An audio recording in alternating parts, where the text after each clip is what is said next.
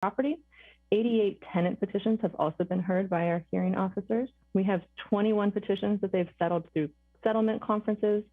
67 petitions have gone through the full adjudication process, with 15 being decided on appeal. And the average duration from acceptance to the settlement or hearing decision being served is 91 days. So they are pretty efficient in this process at this point.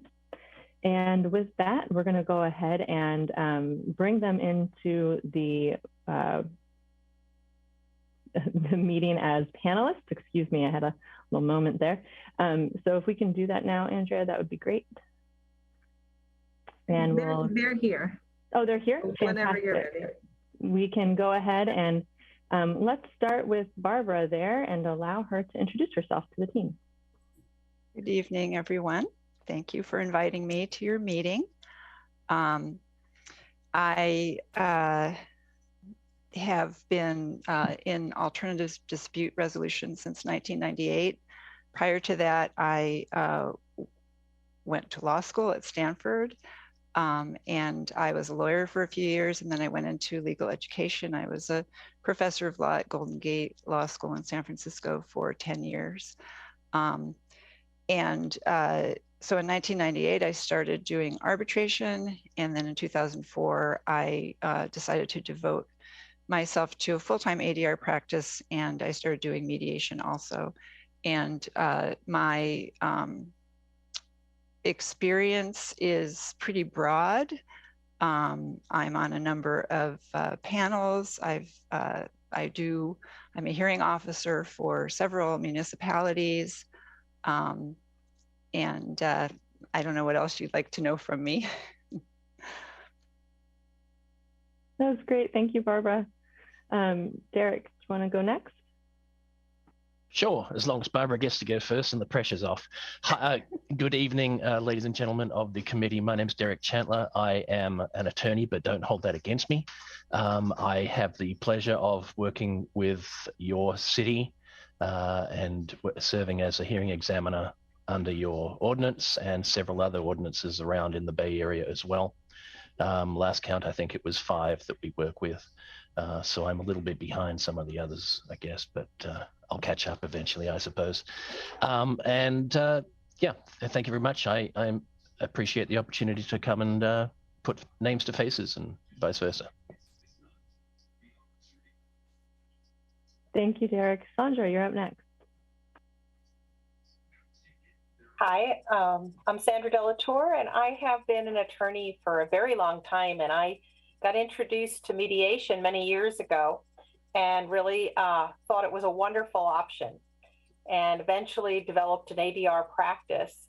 Somewhere along the way, I also was working as staff for Project Sentinel and got a really good idea of some of these programs while I was at Project Sentinel, as well as volunteering in the community. And so I've really developed a niche in landlord-tenant ADR, and I really enjoy working with the Mountain View staff and working for the city. If you have questions for me, I'd be happy to answer. Thank you, Sandra. Can someone please define ADR for all of us here who might not know? Alternative dispute resolution, which is almost any kind of dispute resolution out of court. Thank you, Sandra. Up next is Martin. All right. Good evening, everybody. I'm Martin Eichner. I was in private practice for a number of years, but in 2001, I left practice and became the Director of Dispute Resolution Programs for Project Sentinel, and I held that position for about 13 years and then left the agency to go out on my own. I've been doing mediation and arbitration and hearing officer work since then. I'm currently on a list for about 7 different cities. Most of us are part of the same panels for all of the cities. But I also helped, when I was around at least, when the CSFR first began functioning, and I did some of the original community outreach presentations trying to explain the ordinance to the public. Thank you, Martin. And up next, we have Karen Lipinski.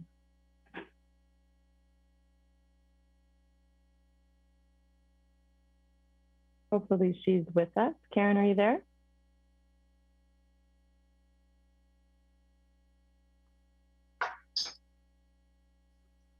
found the unmute button.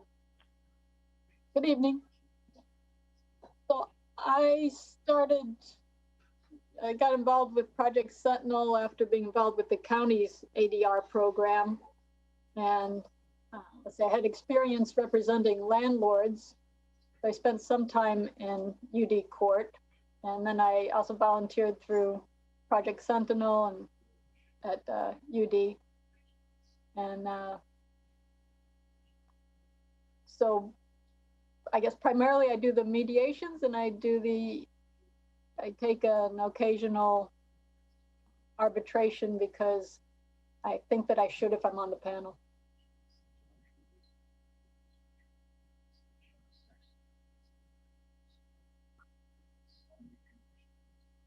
Thank you, everyone, for introducing yourself to our committee. And we are now open to questions from the committee. Again, this is there's nothing to be decided this evening. This is an informational time to get to know the hearing officers a little bit. So go ahead and ask away.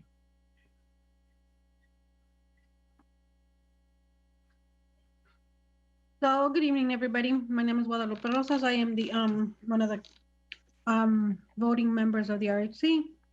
And my question to all the panelists is, why become an attorney?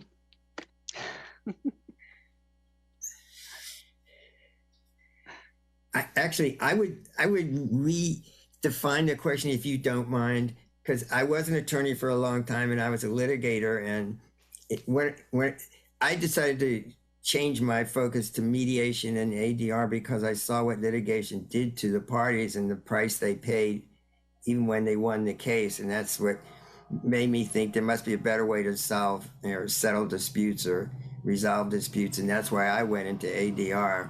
And that was a very happy change for me. And I've been very happy that I made that change, because when it works, the kind of mediation or arbitration or whatever gives people a voice, and it resolves the disputes in a way that gives them some input on what the resolution or the outcome is going to look like. I think it's, in every way, it's a better approach to resolving disputes. Thank you very much. You actually defined it for me. So basically, why is it that you do what you do? If that makes sense, if that helps you better understand the question. Well, one of the reasons why I like to do this kind of work is I feel like we are helping people get through difficult times in a fairly timely way. They don't have to wait for months or years for resolution, and especially with housing, that's critical.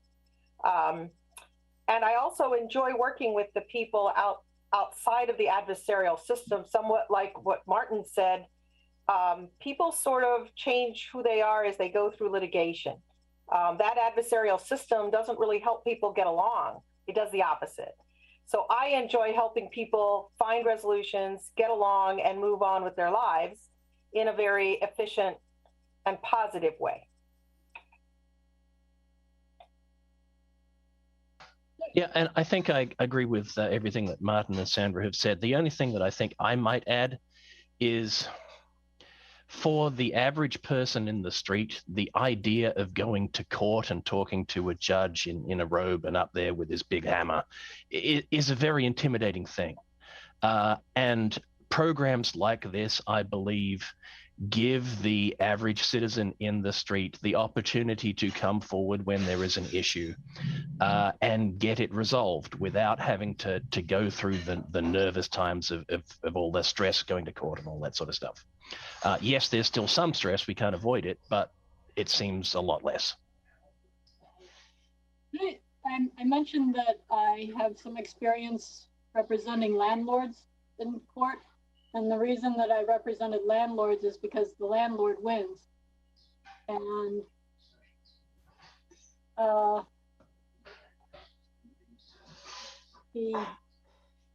ADR programs are much more balanced between the landlord and the tenant. I think another important aspect of these programs is that they give the participants an opportunity to be heard. I think that they feel very strongly that that they need to express their to explain their experience and to have someone listen to what they have to say. And we can do that without all of the formality of a court, where a lot of the times you don't come out of it feeling like you've been heard because of all of the evidentiary rules that are of necessity applied. So I think it's a really good forum for people to really get what lawyers call due process. And if I may, let me just add one more important thought, is that litigation is extremely expensive, and most citizens can't afford to hire an attorney and pay the expenses of a lawsuit, which can be extremely high. And a program like this gives people a chance to participate without that kind of expense or that kind of financial burden facing them. And even if they win, the financial burden can be overwhelming. And this program is a whole alternative way for people to bring their disputes forward and get them resolved.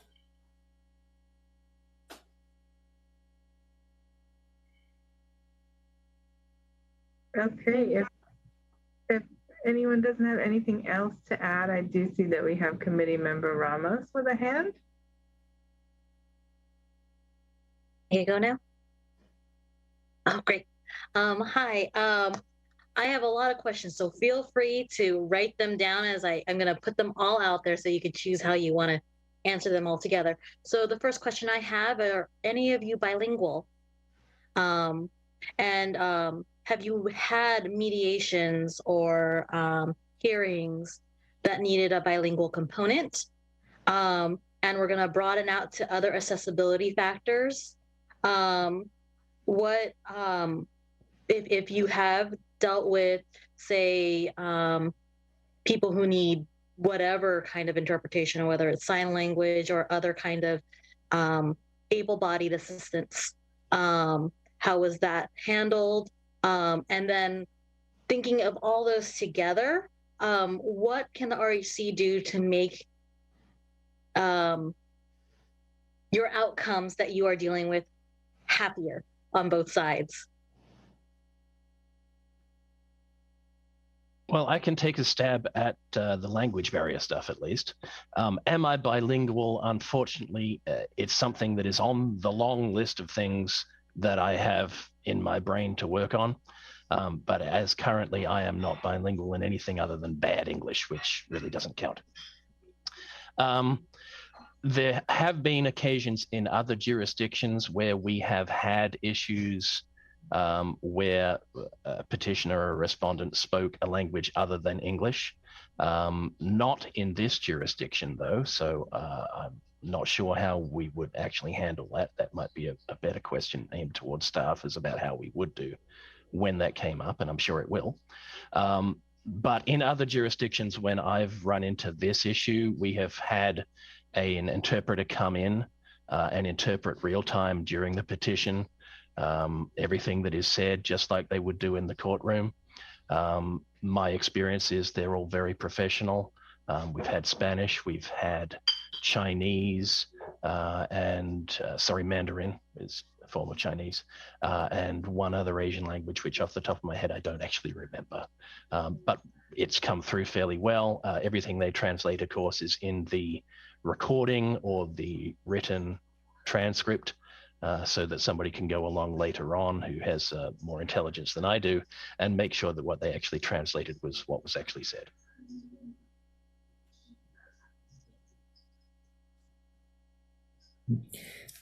I would actually suggest that using the professional interpreters, which is what I have to do as well, because I'm not bilingual, but even if I were bilingual, I would still want an interpreter to be doing the official translation, because first of all, they understand the legal terminology and they're very good at instantaneously and accurately translating. But even more importantly, it means that all the parties hear the same translation.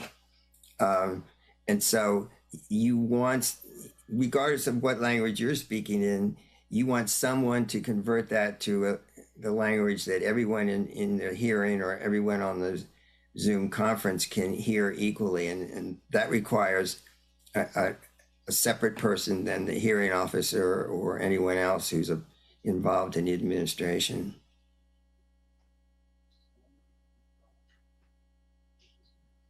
I'm also not bilingual, but I think we've done both mediations and formal hearings with the aid of translators. I found most of them to be very good that are brought in by cities, different cities. One of the things that we want to make sure of is that no one comes to a proceeding like this and feels like they can't communicate. So I would not go forward if we didn't have proper translation services. I would not rely on a family member or some friend to do that kind of service. I think it's critical for communications work to have a professional.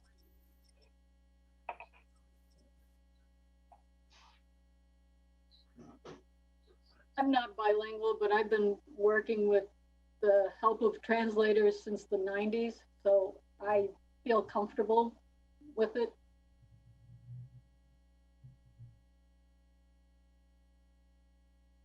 I'm not bilingual either, although I do have a fairly decent proficiency in one foreign language.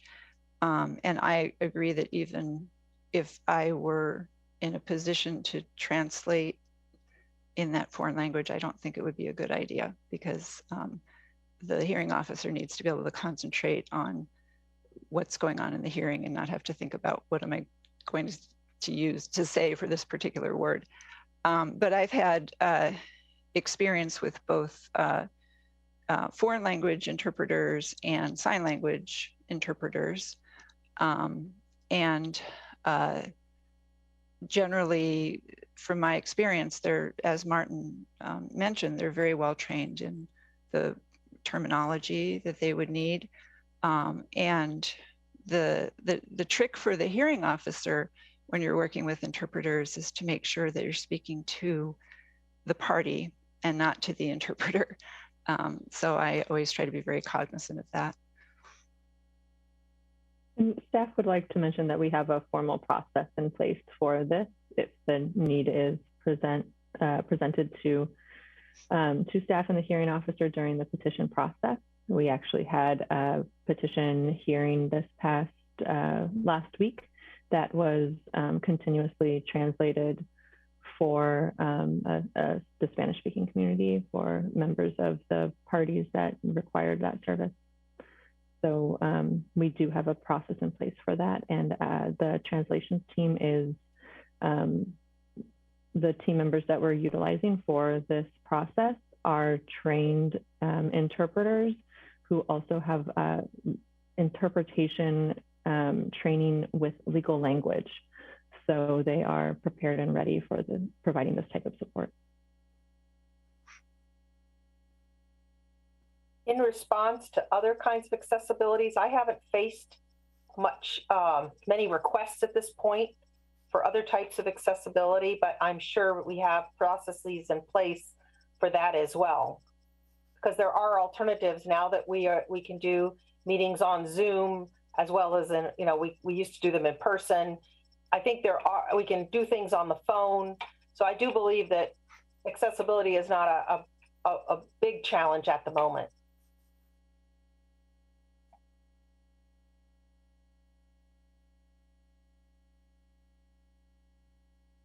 Okay, great. It looks like we're ready for Vice Chair Haynes-Livesay with her questions. I just, I'm curious, when working with a committee such as ours, we have the ability to remand the decision and also to modify the decision. And if my question is too dangerous to answer, completely understand. But what are your general feelings in terms of a body such as ours, in terms of should we generally remand or modify decisions, or is it really case by case, in your own view?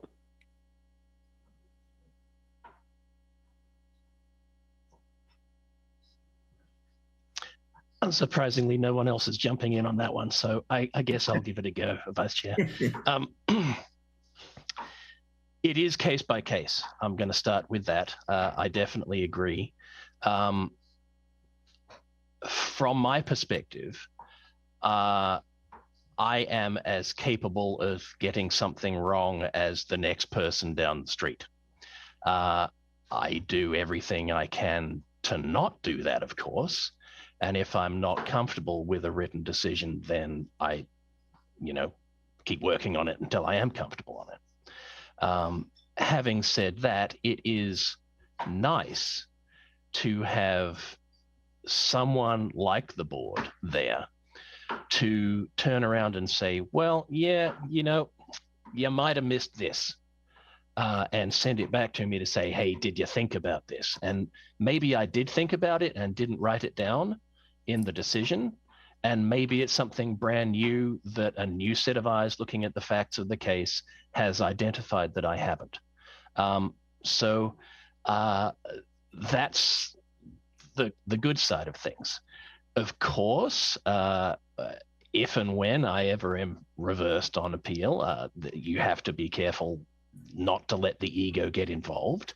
But so far, so good. And certainly it's a safety net that I value.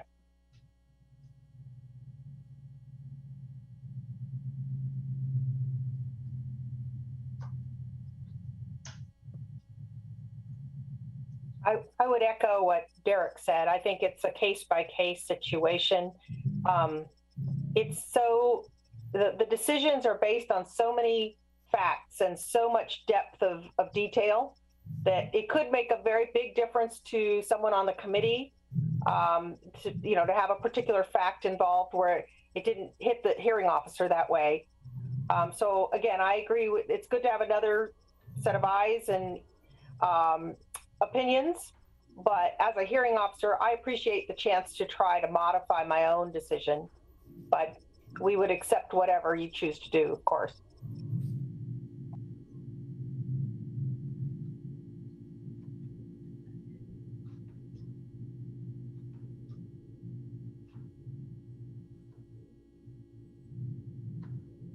Well, thank you both. I really appreciate that input. I was more just curious for my own sort of edification. And as we go through our appeals, thinking about, a lot of times I feel like, at least personally, I'm in we could remand or we could modify, pros and cons of each. So it's interesting to hear your opinions on that. Thank you.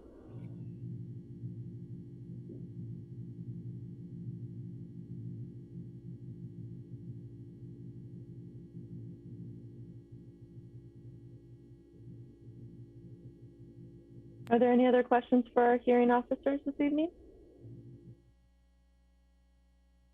I'm not seeing any hands at this point. I would just say I really enjoyed having the opportunity to meet all of you and really appreciate all the hard work you put in. And we see that when the appeals come to us, we get a lot of detail and information that helps guide us. So thank you all for all of the work you do.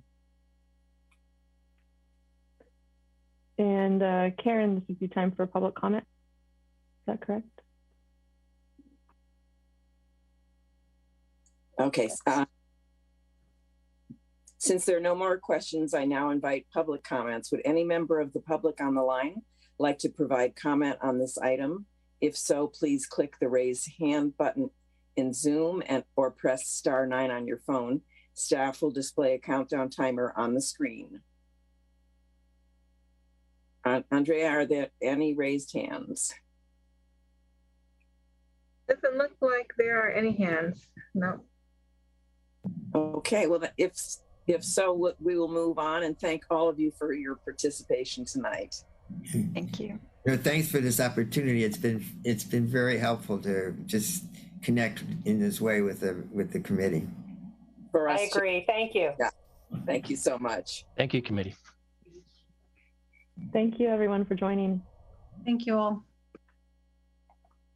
Okay. So, I have that next we go into committee deliberations, but I think we actually go on to item 7.2. Am I right? Okay, we will now do agenda item 7.2, monthly status reports, December 2021. We will begin with a presentation from staff. Good evening. Thank you, Chair Almond. Item 7.2 is our monthly reports, and we're going to go over these relatively quickly this evening since our agenda is so very full. So the first one that we'll review this evening is our Rent Stabilization Program monthly status report for the fiscal year 2021-22 as of December 2021. For community outreach and education, we've had 1,295 public inquiries made, 547 of which were requesting bilingual services with Spanish as a primary language. And the bulk of that right now is for COVID rent relief. So what you're seeing here in this increase in numbers is that we received assistance from the County of Santa Clara to help with phone calls for follow-up on rent relief applications through the city's rent relief program that was administered by CSA. The county was able to assist us through their emergency staff and provided incredible support for our team and making sure that everyone who applied to CSA's administered rent relief program for the city of Mountain View was followed up with and received assistance with filling out a state rent relief application as well. So we wanted to make sure that we did our due diligence with the programs that are being provided by the city, and the county helped us incredibly. This city staff, your city staff, is also making phone calls to follow up on tenants who have received assistance through our eviction prevention program at the Eviction Help Center. And that is one of the additional reasons why you're seeing a bump up in these public inquiries and what we're doing related to reaching out to the community and making sure that we're following up with them and that the community is as supported as possible. Here you'll see our workshops and trainings, office hours, and events. We are holding Eviction Help Center clinics pretty much twice a week, once on Tuesdays and once on Thursdays, and then as needed for people who need additional support. These have gone fully virtual to deal with the Omicron surge. We are no longer at the library during this high-risk time, and the services will continue to be virtual until for the foreseeable future and until the case rates do decline. We have not seen much of a drop in attendance. However, it is still very, very busy at the Eviction Help Center. And right now we've had quite a big jump in attendees at 575 attendees for our Eviction Help Center clinics and pop-ups since the start of the fiscal year. We've provided 5 mass mailings and 375 targeted letters. So every time we receive a termination notice from a property owner, we are following that up with courtesy letters to the property owner and to the tenant. This number reflects just the tenant outreach. And the targeted letters include our Eviction Help Center flyers, as well as a 4-step eviction prevention info sheet. We have also placed 18 Mountain View voice ads, specifically mostly focused on the Eviction Help Center and on rent relief webinars this fiscal year. We've had 72 mediations and conciliations through the Mountain View Mediation Program, 57 of which have already been resolved, with 14 pending. And again, the Mountain View Mediation Program provides mediation services through the city of Mountain View. This program's been provided by the city for Mountain View residents for about 50 years. And for our program, this significantly helps reduce the number of petitions that we receive. And termination notices and required noticing, we received 92 banked rent increase notices and 500 termination notices for the fiscal year so far, with 1 additional occupant notice received. As you can see here, this is the total breakdown of termination submittals as received by the city. And we have not seen a significant increase or decrease in failure to pay rent notices for the past year. And this holds true aside from the time when the eviction moratorium was fully in place. These numbers are averaging out to be very similar to what we saw before the pandemic. So I do want to highlight that. We had no additional properties go into redevelopment. No units have been affected for 2021. And for the month of December, there were no additional households that received assistance through the tenant relocation. Petition-wise, we have 4 total petitions this year, one of which was withdrawn, and one of which has to do with an exemption request that is now in our new exemption petition process. So we have one landlord petition that's related to an MNOI upward adjustment of rent, and one landlord petition that is separate and not petition related, upward adjustment of rent petition related petition. Just want to make sure that that's clear as possible. For the market conditions, fully covered units are at 6.9% vacancy. And that's very close to what we're seeing for fully covered units. Newly built units are all the way up at 10.3%, but that is dropping, and partially covered units are at 4%. So we are seeing market recovery across the board. For rent is increasing once again.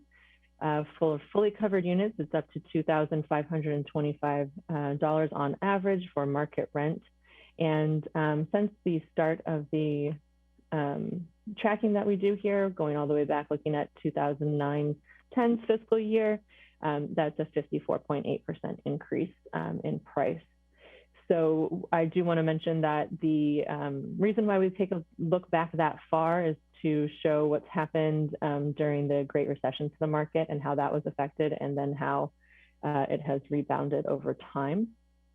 And for properties sold, we have 12 properties that have been sold this year that are CSFRA fully covered units, and for a total of 116 units.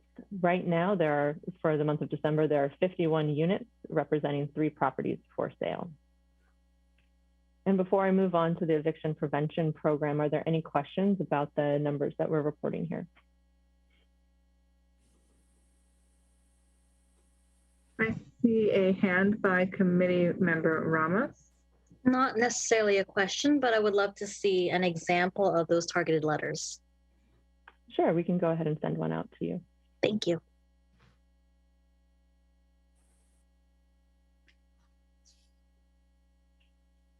And those letters have everything provided in English, Spanish, Mandarin, and Russian. So when we send them out, we send out quite a little packet with all of those languages included. And for reporting purposes, I do want to mention that there is a change in the number related to the primary language being spoken or requested in Spanish for this report. There was an error. It was being reported monthly in the previous reports, and this one is corrected and up to date as the actual fiscal year total. So please note that. Next, we'll move on to the eviction prevention program. And for the month of December, give me one second. As I mentioned earlier, my computer's a little picky tonight. As I mentioned earlier, the eviction prevention program has been very busy. We have held 24 clinics, including 2 pop-up events. And when I speak about pop-up events, and when we're talking about the numbers here for the eviction prevention program and the eviction help center, you will see slight discrepancies in the numbers, and that's because we're talking about slightly different things. For this particular part, this is the eviction help center pop-up events where we are actually helping people apply for rent relief before we opened the actual formal eviction help center clinic. So there have been 24 clinics held representing 313 tenants and 4 landlords. And we've been able to assist 203 individual households with applying for state rent relief at the city's eviction help center. And we've assisted in some capacity 317 total clients. So this number also shows the number of people who are coming in repeatedly for follow-up assistance. So the 203 is the individual households, and the 317 represents how many people we see in total. 85% of our clients are speaking a language other than English as their primary language and require translations assistance. You can see here that the bulk of that is in Spanish. However, we are seeing clients in Mandarin, Russian, and other languages, including Turkish. 89% of our clients heard about the services through the community, including through our community organizations. So each household has a majority of 3 or more people at 71% living in their household, and on average, the households are making less than $25,000 annually for the entire household. So that's 55% of the households that we're seeing make less than $25,000 a year. And a few more statistics and demographics on who we're serving at our Eviction Help Center. 49% applied for assistance through the city's rent relief program. That's the one that's administered on behalf of the city through CSA. They've received 2.3 months of assistance from the city for rent relief. 18% received termination notices. And on average, people are 1.4 months behind on their rent. And 46 clients have requested and received legal assistance through the program. And there was a question about this number. There was a data discrepancy issue, and we have adjusted it to be to reflect the number of people that have been actually referred to and received legal assistance in the program. So that's why the number is higher. Every time that we have someone that comes in who has stated that they have received a termination notice or who has their termination notice with them, they get referred to legal assistance automatically. And this is the back. This shows the details of the eviction prevention program and the types of outreach that we're doing. We've had 925 public inquiries related to evictions, eviction protections, rent relief, and termination notices through our system, 35 of which were requested by landlords and 478 of which were requested by tenants. There's pop-up events. We've held 8 pop-up events at community events themselves with the school district through the city of Mountain View, including the Monster Bash and the community tree lighting ceremony. And we've reached about 250 community members through those. There's also been 14 webinars, trainings, and community meetings, 8 of which have been in bilingual in English and Spanish, and we've reached approximately 121 community members through those. And we've had 6 targeted emails that have gone out, 375 targeted mailings, and 2 postcards.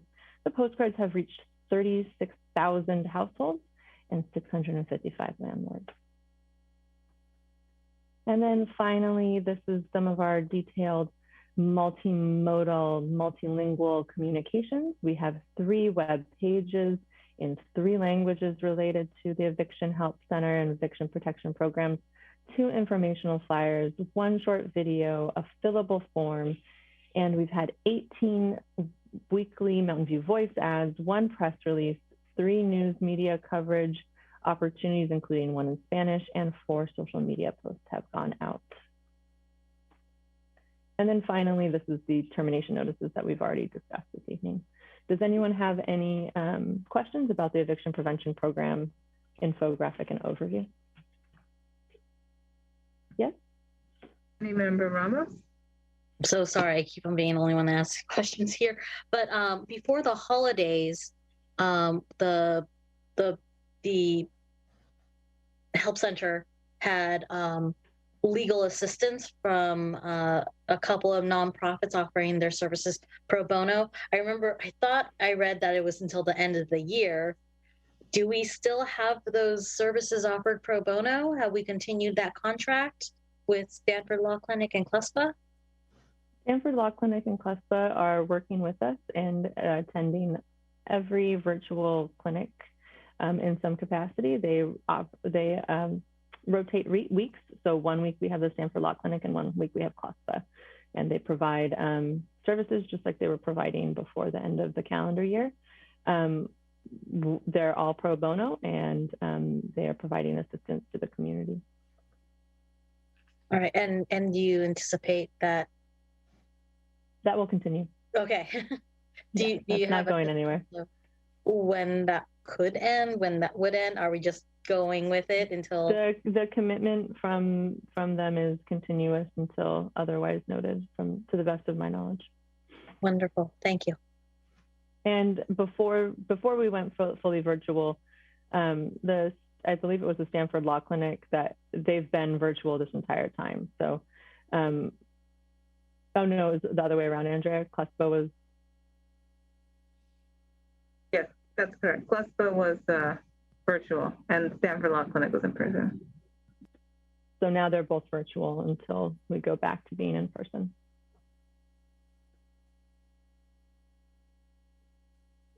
Okay, it looks like we have another hand from Vice Chair Haynes-Livesay. On the report, so I'm pleased that we were able to kind of get clarity on the numbers for the legal assistance program, but what specifically underreported us? Do we know? Was it just like a data error in the prior data month? error? Okay, yeah.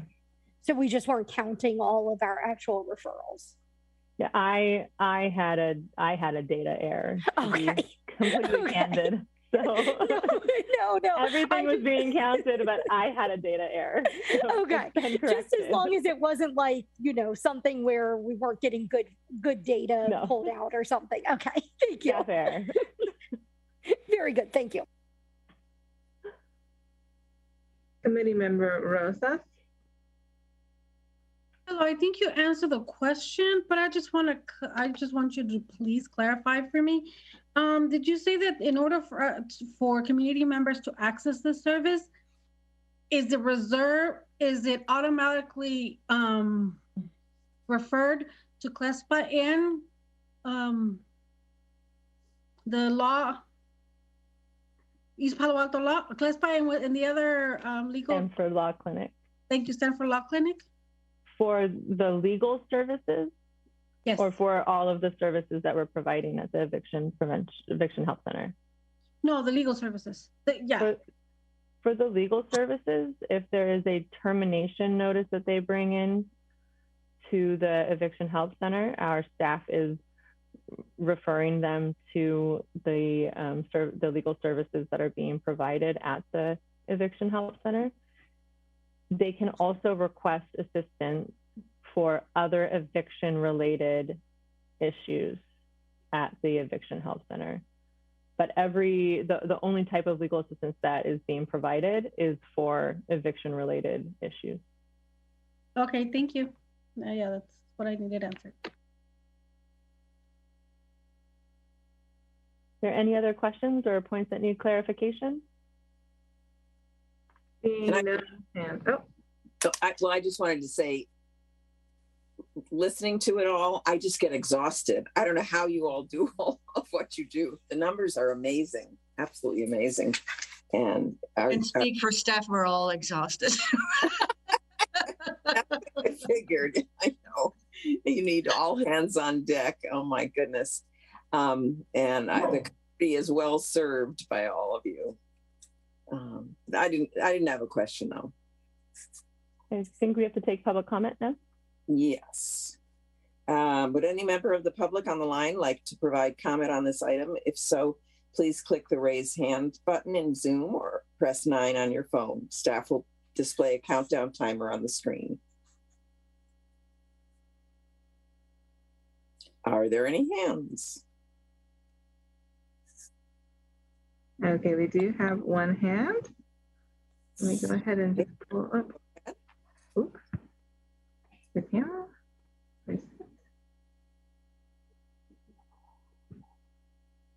Okay.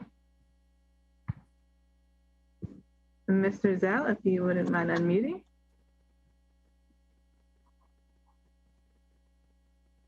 Okay, am I unmuted?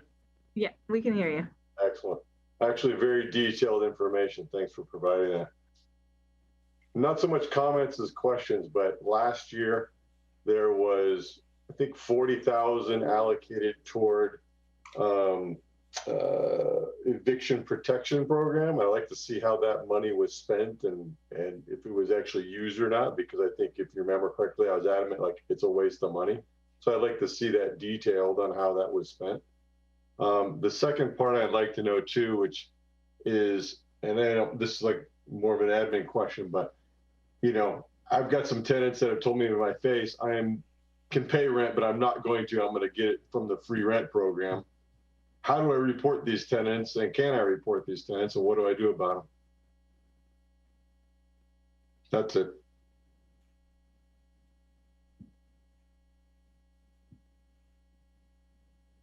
Okay. Okay, looks like we have another hand. I see a hand that is listed as Chair Almond, but I'm sure it's not you. It's not me. It's Miss Joan. Oh, okay. Okay, perfect.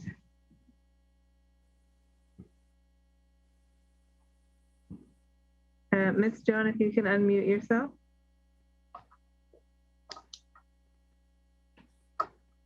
Okay, I was waiting for an answer to the gentleman's question. I guess there isn't one. The last slide that was shown in the report had an item under evictions, it was not no fault, but fault evictions. And there was an item that said nuisance. And it occurred to me that landlords could decide that a tenant was creating a nuisance, and how does that get mediated, or is that something that the tenant has to file a report denying that they were a nuisance or whatever before they actually get evicted for that reason?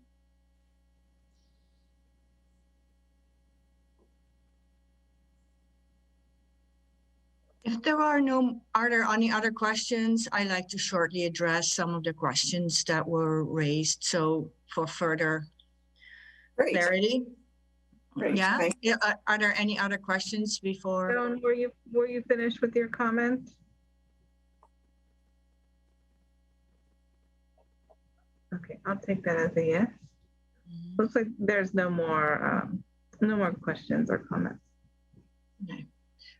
So the first question was with regards to the eviction prevention program budget. That was for this fiscal year, 21-22. So we're in the middle of that. So that will be reported back at the end of this fiscal year. As with regard to the state rent relief program, tenants have to submit all kinds of documentation. So it's the state job to check all the documents that are coming in and determine whether or not tenants are awarded any rent relief. And then Mrs. Jones' question with regards to nuisance. The CSFRA also requires that the landlord first sends a letter to cease, which has to specifically address what they consider a nuisance. And it also needs to contain how it can be remedied by the tenant. And so that gives the tenant a first opportunity to understand what is actually at play here. A tenant can then always contact us or Project Sentinel to request mediation. And in mediation gives both parties the opportunity to address maybe underlying issues that were not very clear before this notice was received, and hopefully find a solution that works for both parties. If all of that does not work, then usually a landlord does follow the termination process.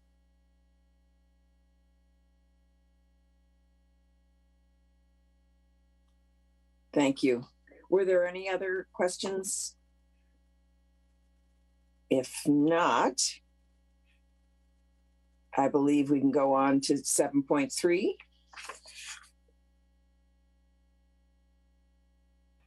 There are no other hands that are raised. And quickly before we move on, I apologize. I'm having slight challenges with my computer and the applications here. I did want to highlight the state rent relief data from for the city of Mountain View from the COVID-19 rent relief program. They've received a total of 830 applications, and so far 297 of those have been paid and received assistance for a total of $3,672 being spent. So again, we've assisted over 200 families and households in applying for this program, and they are reflected in the numbers that you see here. And with that, I'm going to hand it over to Anki for item 7.3. Actually, Nas will be giving the presentation. Yes, thank you. So continuing on from our previous couple of meetings where we've discussed the mobile home rent stabilization ordinance implementing regulations. These are what I think will be the final two chapters so far that have not been adopted that sort of mirror the CSFRA. So I'm going to go over their contents briefly as proposed, so we can go on to the first slide. So the purpose of this item is just to review and adopt the Chapter 8 regulations, which discuss the procedures for annual general adjustments and banking, and also outline tenant hardship conditions, and then to also review and adopt Chapter 9 of the MHRSO regulations, which discuss new and additional occupants. Next slide, please. So as a reminder, the goal of the ordinance is to stabilize rents for mobile home owners and mobile home tenants while providing mobile home park owners and mobile home landlords with a fair rate of return. As I mentioned at the November and December meetings, you all adopted a number of regulations, including upward adjustment regulations and just cause for eviction regulations. And these two chapters sort of build on those. So again, the authority, the ordinance itself provides the Rental Housing Committee has the authority to establish rules and regulations for administration and enforcement of the ordinance. Next slide, please. So starting with Chapter 8, which talks about banking and tenant hardship, the mobile home ordinance, as similar to the CSFRA, allows a park owner or mobile home landlord to bank rent increases that are not imposed in a given year, and to impose those increases in subsequent years for a maximum of a 10% increase in 1 year. Additionally, the mobile home rent stabilization ordinance allows the Rental Housing Committee to adopt regulations restricting the imposition of banked increases upon a finding of undue hardship, so long as the landlord or the park owner is still able to receive a fair rate of return. Next slide, please. So Chapter 8 of the ordinance regulations would clarify the banking procedures. Specifically, it would require a park owner or a mobile home landlord who wants to bank an increase to provide, or to impose rather, a banked increase to provide notice to the mobile home owner or mobile home tenant that includes the dollar and percentage amount of the requested increase, as well as information about banked increases and the right of the mobile home owner or mobile home tenant to file a hardship petition. Next slide. The Chapter 8 regulations also outline the required contents and the deadline for filing a hardship petition, as well as the petition and hearing process for a hardship petition. And these pretty closely mirror what is in the CSFRA regulations. Next slide. Finally, the regulations define the following hardship conditions. A hardship condition is just one factor that can be taken into consideration by a hearing officer when determining whether or not to impose an increase above the annual general adjustment. So those conditions include households with inadequate income, households with dependent minor children, households with at least one person that is over the age of 62, households with at least one person with a disability, households with at least one terminally ill person, and households with other extenuating circumstances that they can demonstrate. And each of these, obviously the first one has an income component or a means test, as do the rest of them. So it's, someone who is of lower income as well as has a minor child or, a person with a disability. Next slide. So Chapter 9 of the regulations build on the just cause for eviction regulations that I believe were adopted at the last meeting. The mobile home ordinance provides that a mobile home landlord may not terminate a tenancy based on subleasing if the sublessee is either replacing one or more departed tenants or is an eligible member of the mobile home tenant household. And that includes a spouse or domestic partner, children, parents, and grandparents. Next slide. So Chapter 9 of the regulations would clarify the process for housing an eligible family member. Specifically, a tenant who wants to house an eligible family member has to provide their landlord with the person's name who they're adding, as well as the qualifying relationship. And then the landlord has the ability to request documentation verifying that relationship, and the regulations would require the tenant to provide that documentation to the landlord. Next slide. And then the regulations also clarify the process for replacing a departing roommate or a departing tenant. So again, the tenant must provide the landlord with notice, including the person's name and the proposed terms of payment of rent, either between the mobile home tenant and the sublessee or between the landlord and the sublessee.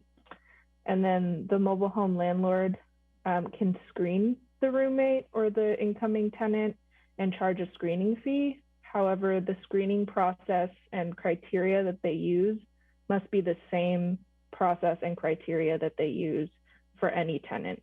It cannot be different from their normal procedures. Next slide.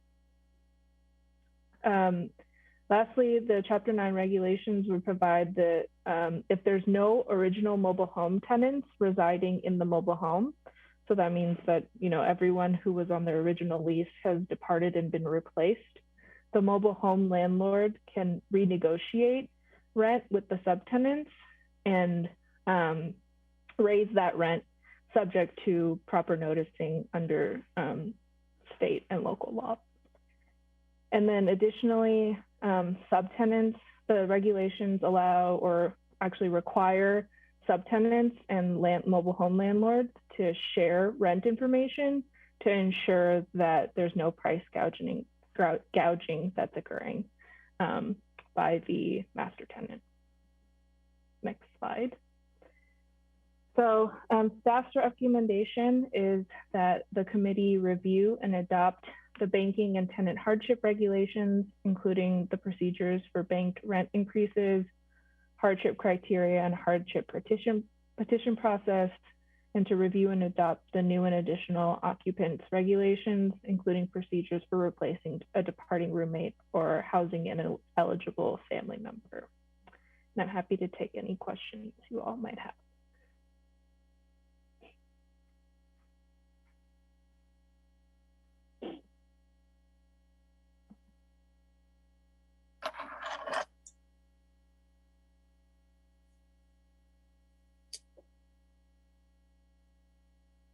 Okay, we're taking questions. I see a hand by committee member Ramos. I'm getting all active today. Thank you for all the pre-answers that we set with our former questions that we sent before the thing. In following up in one of them, I asked about the criteria for what can be determined as a hardship. And one of the answers was, it was recommended that we would have the same that we have for apartments as mobile homes. So if there is a thought to change that criteria for mobile homes, would there be an opportunity for us to revisit the ones for apartments? The criteria for determining a hardship. Sorry if that wasn't clear. Yeah, no, thank you for that. Yeah, you all could, direct staff to come back with information about different proposals for those criteria, or if you have an idea of what you want that to be, direct staff to draft new regulations with what you propose. Thank you. Mm-hmm. Looks like we have a hand by committee member Rosas. So I just have a question in regards to the statute that you're talking about, where it says that if there's no more original renters in the mobile home, does that mean we're doing away with the control rent? Not quite. This is a situation where the master tenant is still on the lease but doesn't reside in the mobile home. So it's not necessarily a new lease. But if a new lease were signed, then it would be subject to the vacancy control rules that are in, well, actually, I don't know that there is vacancy control for the mobile homes themselves. It's only for the spaces. Right. So the just cause regulations apply only to mobile home tenancies, not mobile home space tenancies. So yeah, sorry for so the there's still vacancy. There's still vacancy control for mobile home spaces. Okay. But for the mobile homes that are rented, if there's no original tenant, then there's no continuing control. They can reset the rent. Okay, thank you. Yeah, now it's clear.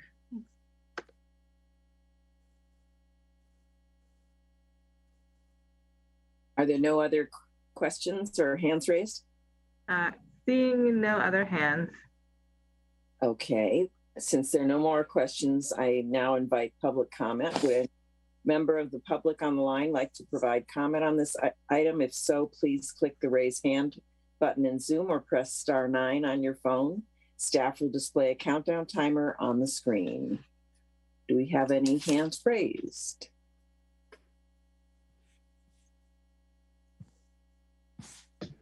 Yes, we do. I do not see a name for this caller, but they're on the phone. I'll go ahead and ask you to unmute yourself and state your name if you wouldn't mind.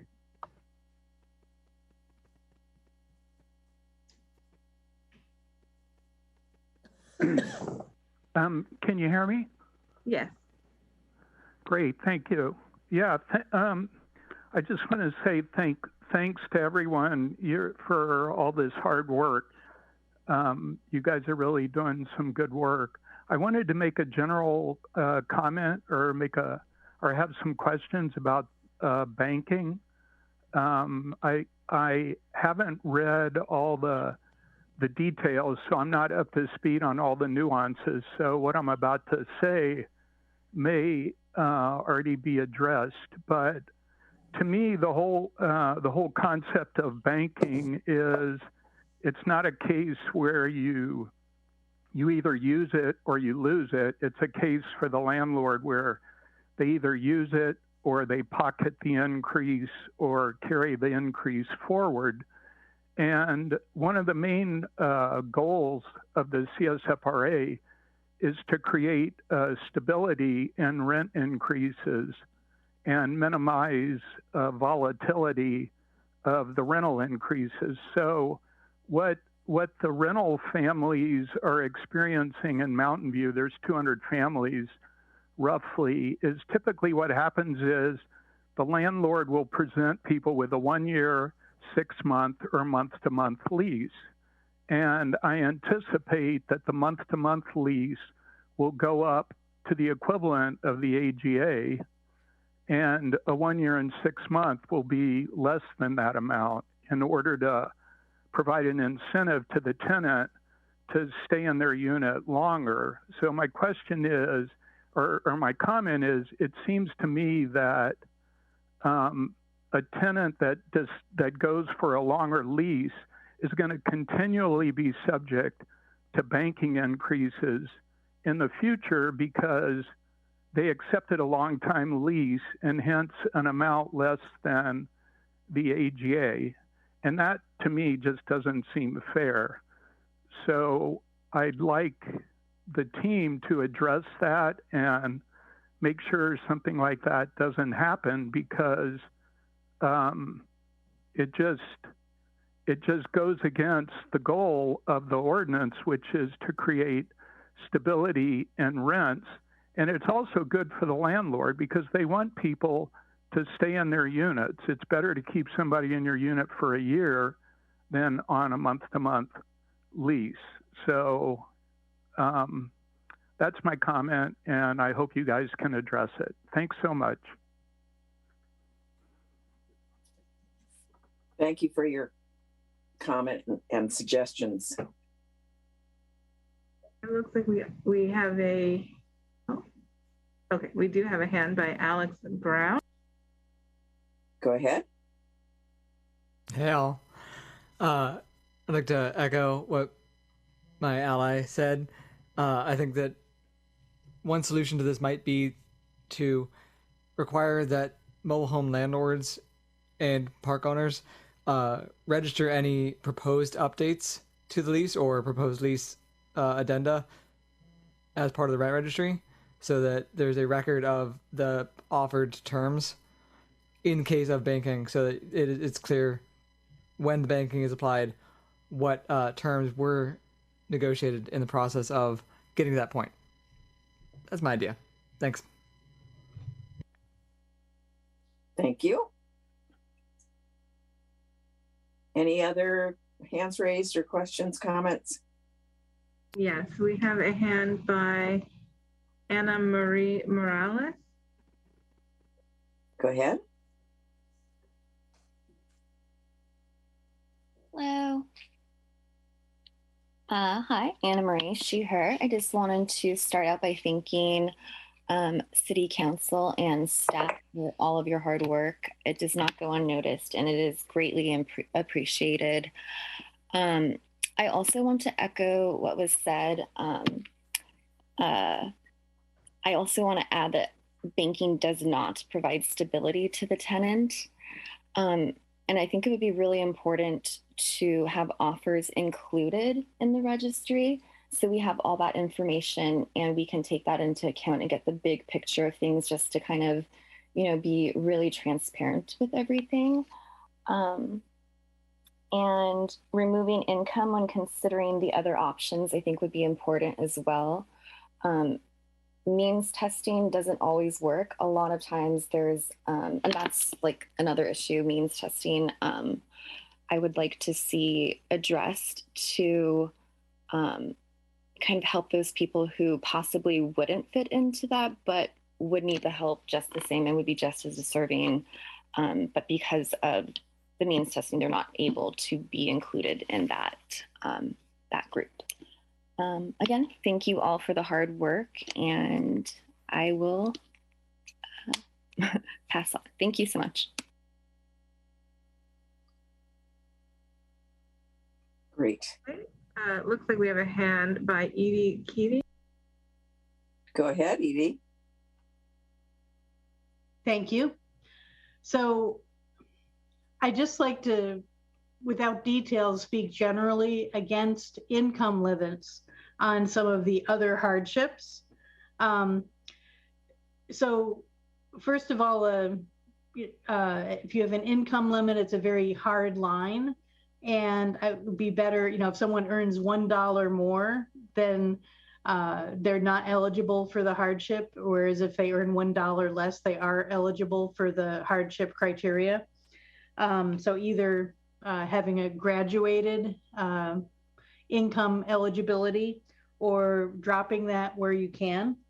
And, it's just interesting to me, the difference between what it would mean for a mobile home owner to leave their property, which would be selling or moving it, and for a renter to leave their property, which is still difficult, but just moving. And so I just am struck with and not happy with that firm hardship line. Thank you. Thank you. Are there any other hands raised?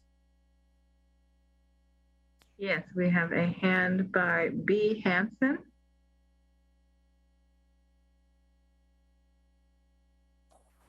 Hi. Yeah, I raised my hand before and I lowered it because Edie and Anna pretty much stated my objections to always having low income be part of the hardship case.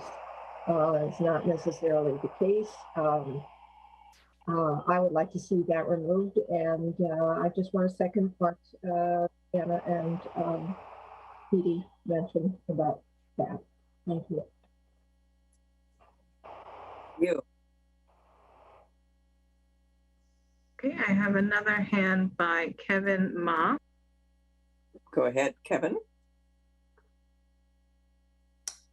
Evening, community members. I would like to echo the sentiments of the previous speakers. Means testing inherently is a burden on basically everyone.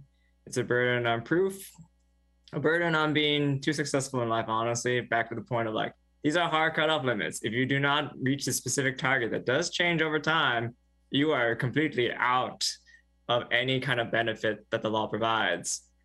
And inherently also provides a burden on staff who has to deal with the drudgery of looking at paperwork, making sure they're correct, seeing if they match the whatever recent income limits have been posted by the state, which change yearly due to circumstances that are mainly out of our control. So fundamentally, it is a case of how do we keep people in their homes? How to keep people in an actual thing they bought without them kicked out for, making too much money, apparently. Thank you. Thank you.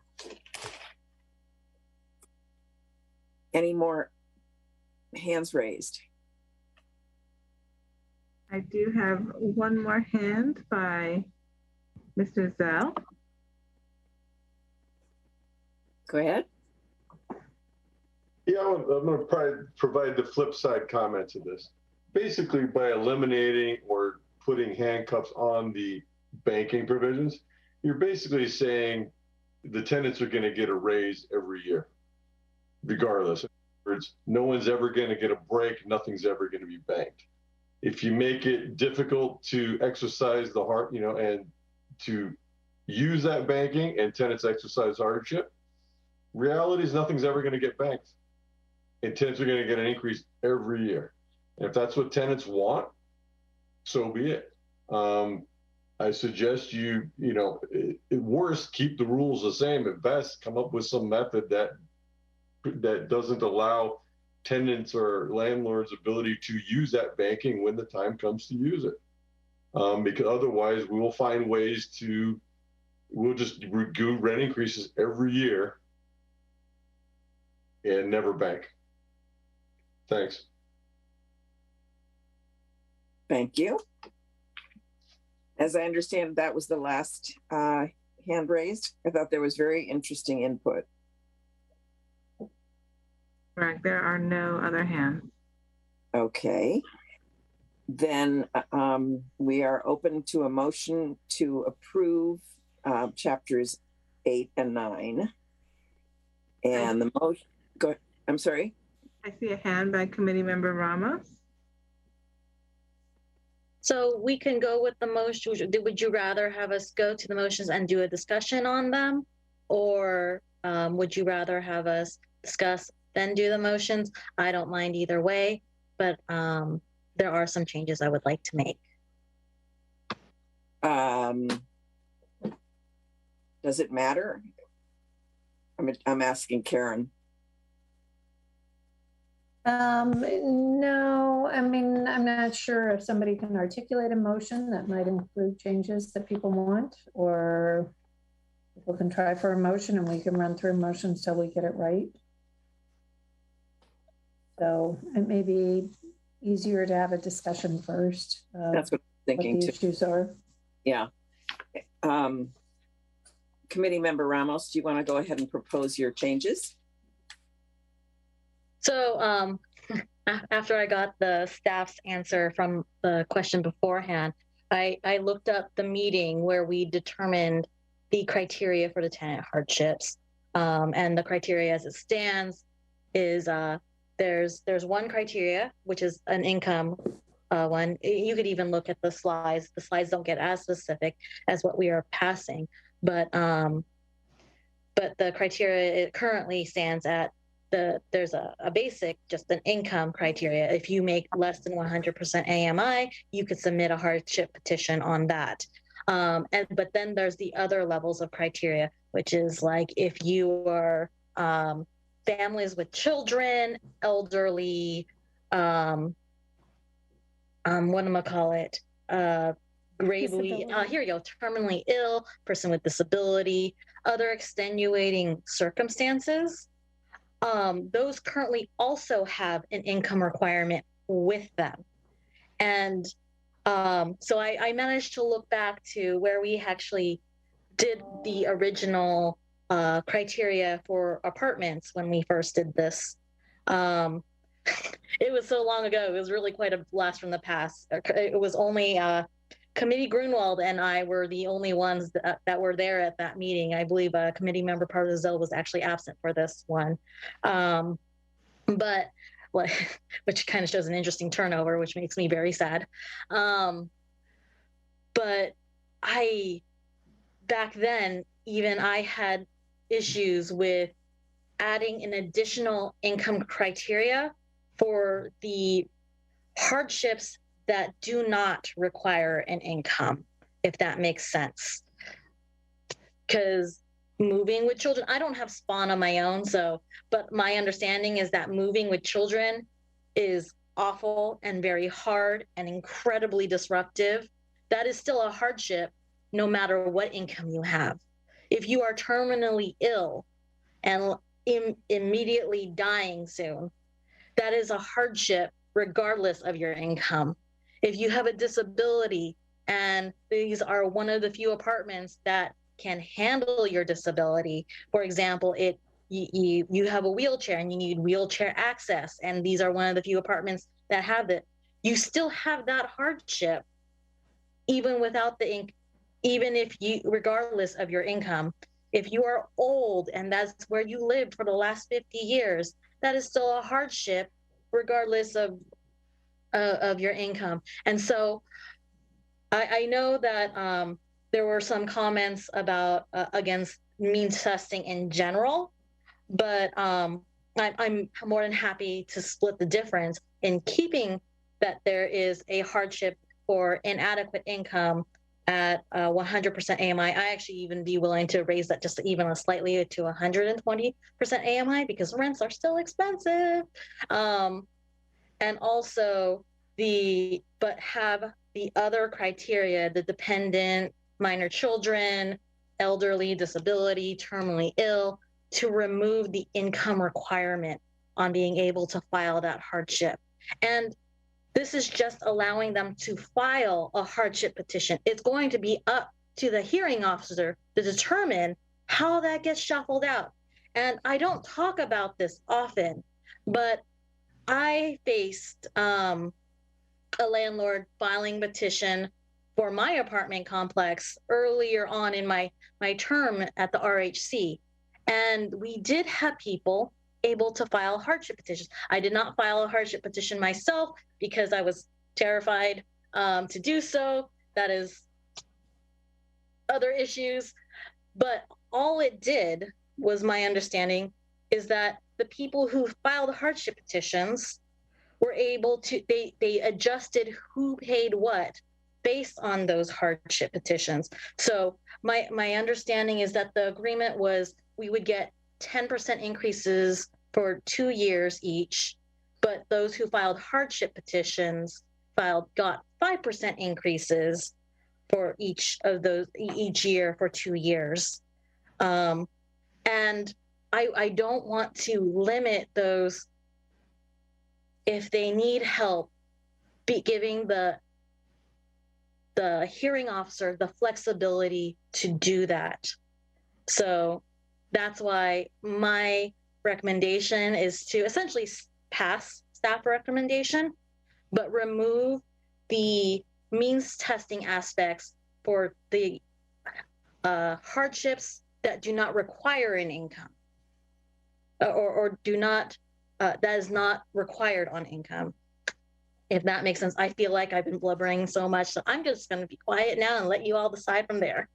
I just want to clarify, maybe that's not clear enough, that this is just to assess whether these households have enough income to pay a rent increase, if that's banked. So sometimes if people have a very high income, they could still have minor children, and there should be no income testing for them to file a hardship. I'm just trying to understand. My understanding is that the hearing, this is just allowing them to file the hardship petition, and the hearing officer must consider it as they make that decision about whether to allow that bank increase at the amount. They could. Okay. So you're letting the hearing officer, because then they do have to provide their income, and then you let the hearing officer decide what a correct income level is for not, or to do get a hardship awarded. So it's going to be different for each case. Correct. Staff would like to provide a little clarification in there as well. For the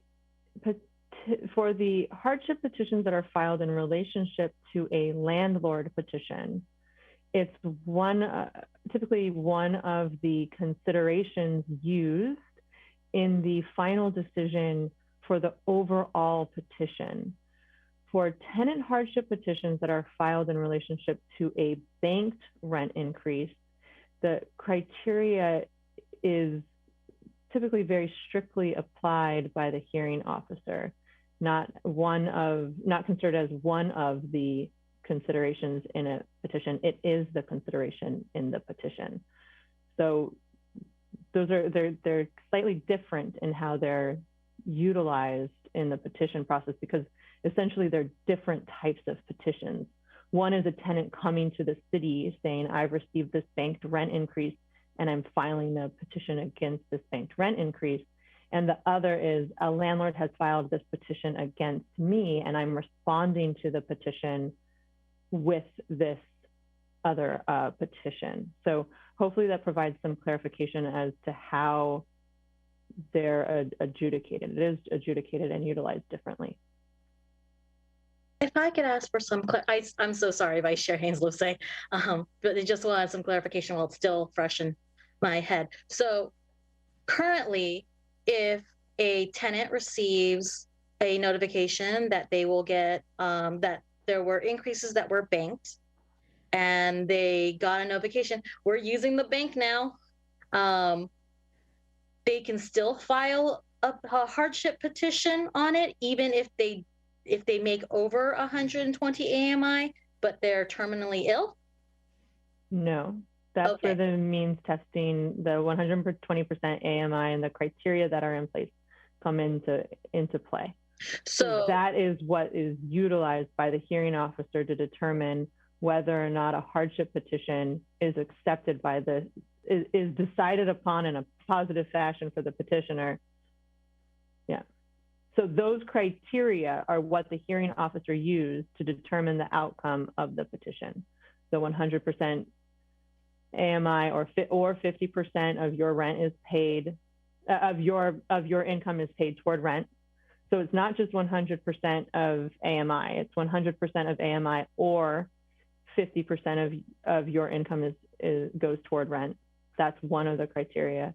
And then the other ones are 120% of AMI or 50% of your income plus those special groups that we have. There's also an other category for extenuating circumstances beyond these options that the hearing officer is able to consider as well when making the determination.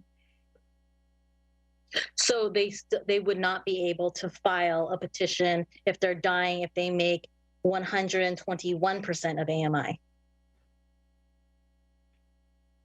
It could be argued that someone in that circumstance could request the other extenuating circumstances caveat that is allowed in the petition, and that would then be more up to the hearing officer to determine. So the hearing officer's discretion is always there. However, the criteria do provide them with an opportunity to more quickly and easily adjudicate the petition.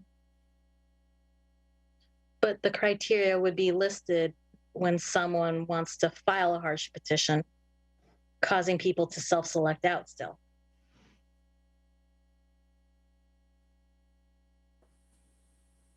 The whole text is in the petition form.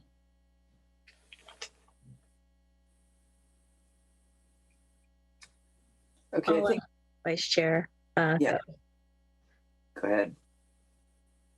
Okay, so before I move, I have two things, but to stay on this one first.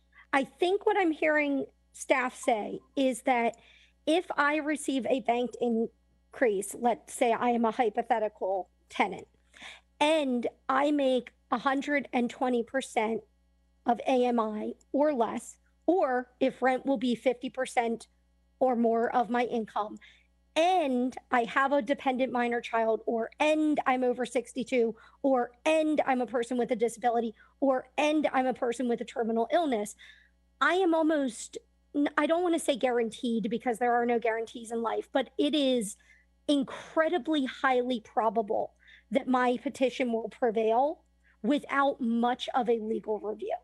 So I think if we're saying we'd like to take a means test off of something, I think where we take it off is the extenuating circumstances item, and we allow that to be the catch-all.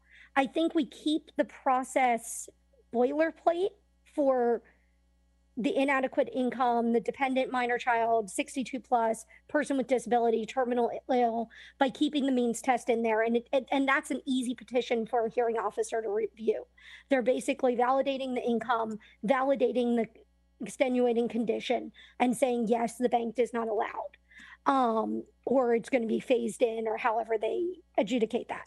But then for the F, other hardship, if we take away the item 1, whose household income does not exceed 120% of the median household income for Santa Clara, and we just use any household which does not qualify under the definitions of hardship included in subsections, and it's the subsections above, and which household demonstrates other extenuating circumstance, may request circumstances to be considered for hardship, I think that might get to the flexibility that you're looking for in allowing there to be something without a means test, while also preserving some of the ability to smoothly adjudicate the other subsections by having the means test in there. So if you go, I'm a person with a terminal illness and it is going to be a hardship for me to move, you don't have to cite, section, whatever one that was, C2E, you cite C2F, and you say, yes, I might make $150,000 and I live by myself, so I'm over the 120 threshold, but I'm terminally ill and my doctor says I'm probably going to pass in the next 3 months. And the hearing officer has the flexibility to go, yes, that makes sense. Having you spend 6 months looking for a new home when you're possibly going to pass away in 3 months doesn't make any sense. We're obviously not going to hold you to a means test. Maybe that's how we build that flexibility that I think you're looking for into it without, while still keeping some of the streamline that I think is where staff is saying, you know, having a repeatable process that where hearing officers are not constantly asked to use their own discretion on whether or not a banked increase makes sense for people with no limits, and creating, you know, potential of inequality and potential of arguments and mediations, et cetera, going into lawsuits potentially even.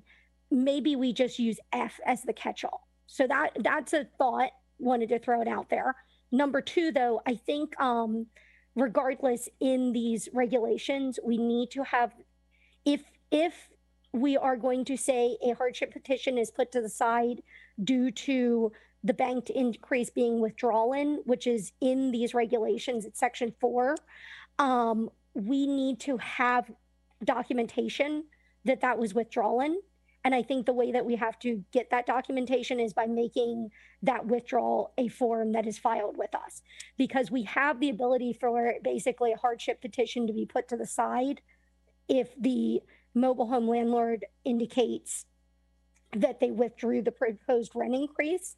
But I don't know how we would know that that actually happened and be able to enforce that it actually happened unless we're having banked increase withdrawal forms. So that would be something I would propose as a modification. And that's all from me. Thank you.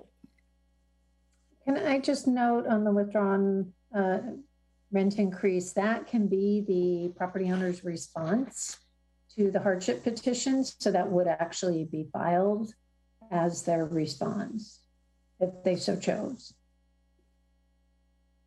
But then would they, and maybe I'm just not understanding the process properly, but so if they say their response is, oh, sorry, we're going to withdraw that, never mind, ha ha ha, it goes away. How do we ensure that that is actually true? Meaning, how are we going to monitor and trust but verify that they don't then come back to their tenant and say, oh, see, a month later, well, you actually paid the first month at this with the banked increase, and then I got your petition to go away, and now I'm back to charging you the higher rate. Is it something where we would just expect the tenant to come back to us and tell us? Okay. Perfect. Yeah, I mean, it's like all things in the mobile home ordinance and the CSFRA. It does really depend on complaints from the tenants. And staff can correct me if I'm wrong on this, but if the landlord was to respond and say, I'm withdrawing the petition, or I'm withdrawing the rent increase as their response, then that response would be forwarded by staff to the tenant. So they would get the notification in that way and probably get additional information, like with all outcomes and notices of determination that are made.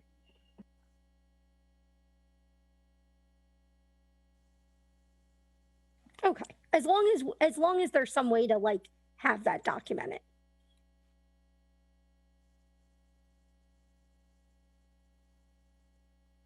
Are there any other comments from the rest of the committee? And now I have the question is how do we want to modify? We do have a hand by committee member Pardo Dazella. Go ahead. Yeah, so my concern is with the extenuating circumstances language, because I don't see that, defined anywhere. So, you kind of, in a sense, got the rest of these regs when you say extenuating circumstances and don't define it, and a hearing officer can use their own discretion and basically find a hardship for any reason they want to when you don't define extenuating circumstances. So to me, that's a real problem. I think if there's a good basis to say there should be extenuating circumstances that constitute a hardship, but I think we should define them. Otherwise, the regs don't mean anything. I mean, we can talk about, income or minor children or whatever, but if a hearing officer himself or herself gets to make up their own new category at their own discretion, then they're the ones writing the rules essentially and not us. So that's my biggest problem. It's such a huge catch-all. It renders all the other provisions here essentially meaningless. And we also have a hand by committee member Grunwald.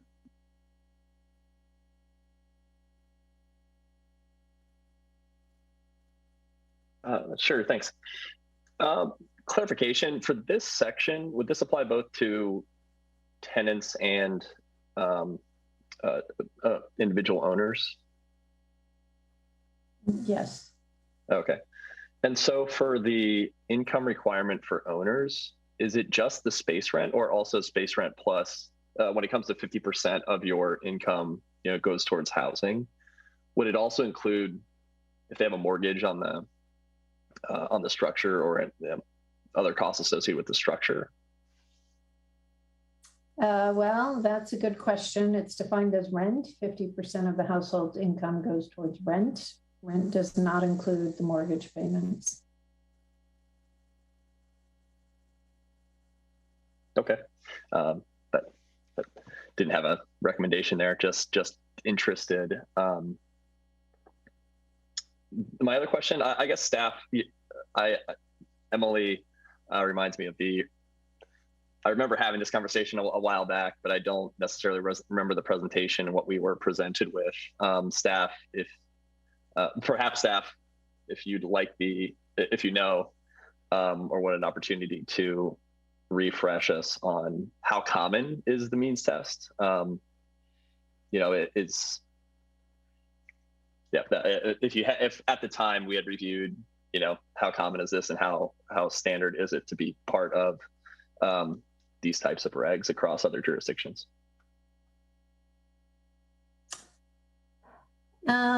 I can't remember for sure, but I do think a means test is fairly common for those jurisdictions that have a hardship. There's a means test. So I think, our categories for hardship are probably pretty consistent with other jurisdictions. That's correct. And we, from the petition history, we've not received a tenant hardship petition in quite a while. And it's always across, I'm not sure if we've ever received any that are specific in the criteria. I'd have to go back and double check, but the bulk of them have been the 100% AMI or below.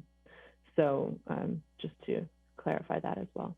And we've never received one that has had other extenuating circumstances, except for one related to a landlord petition. So they're across the board not used. I also want to add to that most of our hardship petitions were related to a landlord submitted petition. I cannot even remember one that was just a petition because of a banked increase. We have had them just for banked rent increases, but not since the first year of them being implemented. Thank you. We have a hand by committee member Ramos. Thank you.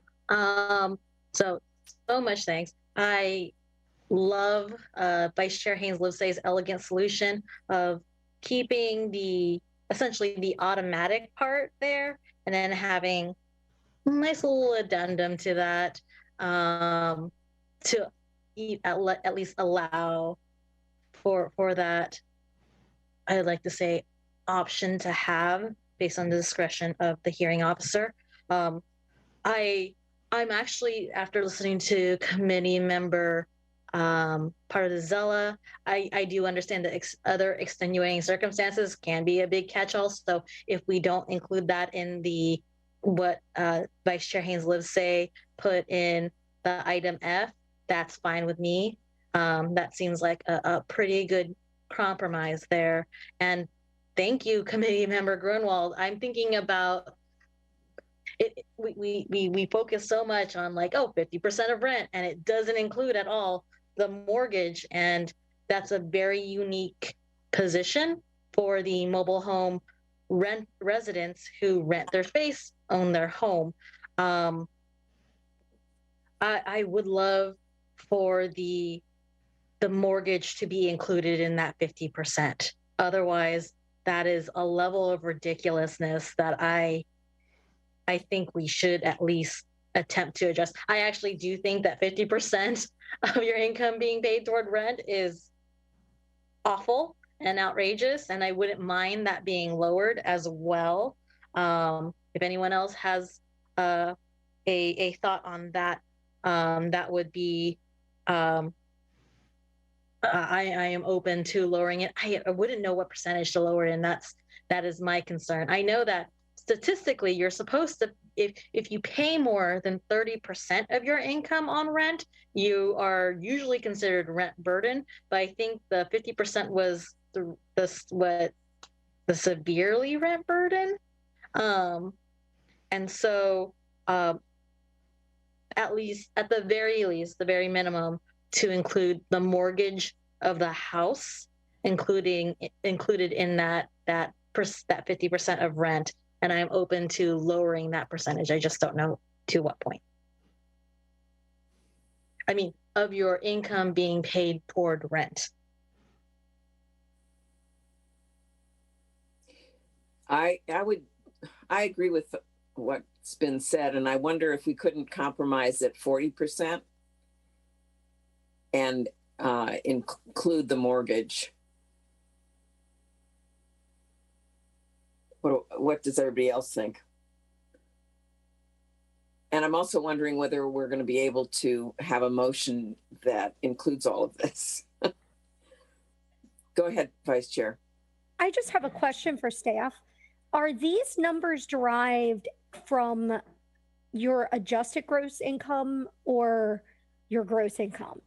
Meaning, if I have a small business and I can do my write-offs, which I totally know that people can do, and get myself a lower adjusted gross income because of my write-offs, are we taking that into consideration when we're talking about your AMI? Because I think when we're talking about income, not everyone earns income in the same way, and not everyone, we have to be mindful of the fact that two people who make income in different ways and do their deductions a different way could derive vastly different results and actually be similarly situated. So I think if we're talking about changing a percentage, we need to know what the AMI actually is derived from. If we're talking about changing the word rent to housing costs, meaning mortgage plus rent for space rent, I think that's a different conversation. So currently it is gross income. So it's defined. Pre-deductions. Yes. Okay, perfect. Thank you.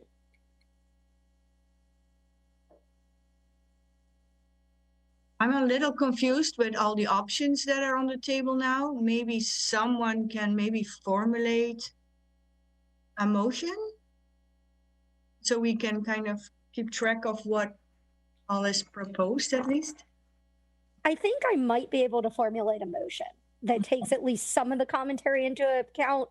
It may not be exactly the right motion, but I think the motion for Chapter 8 would be to adopt the regulations as written with a modification to, and I've got to get my screens up here, so bear with me, everybody.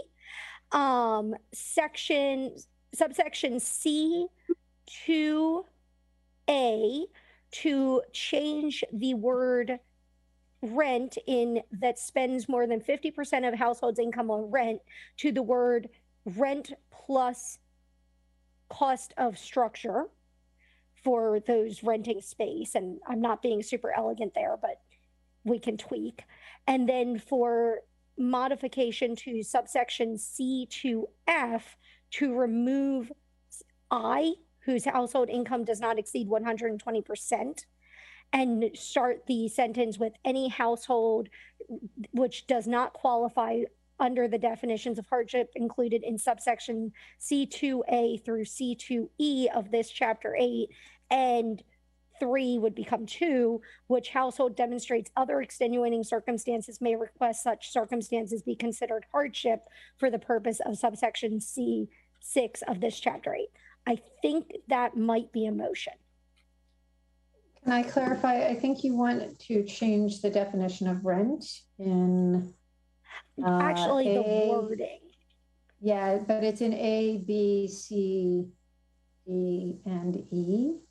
Ah, well, then I guess we have to change it everywhere. I think in that subsection to change, I think the goal there, as I heard it, was potentially to change the language so that instead of rent, we say overall housing cost, including rent plus structure cost. And I'm not being very elegant there, so I would appreciate help in the words. Thank you.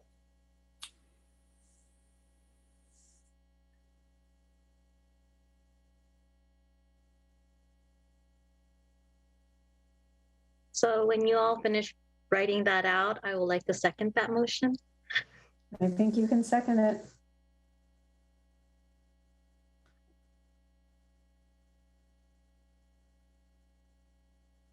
Is that a second? Should I go ahead and do roll? Sure.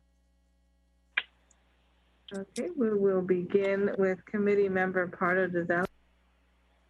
No. Committee Member Rosas. Aye. Committee Member Ramos. Aye.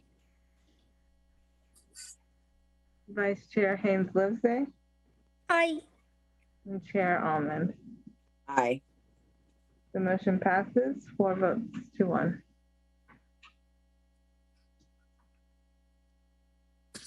Okay. And what? I don't know if that was intended to also include chapter 9, but I think maybe it would be easier if we had a clear motion on chapter 9.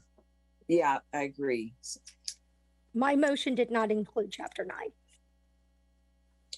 I can make that motion since Vice Chair Haynes-Livesey did the hard part. Great. I would like to adopt a resolution of the Rental Housing Committee adopting regulations, chapter 9 of the Mobile Home Rent Stabilization Ordinance. Was there anything else I needed to add to that motion? No, thank you. Do I hear a second?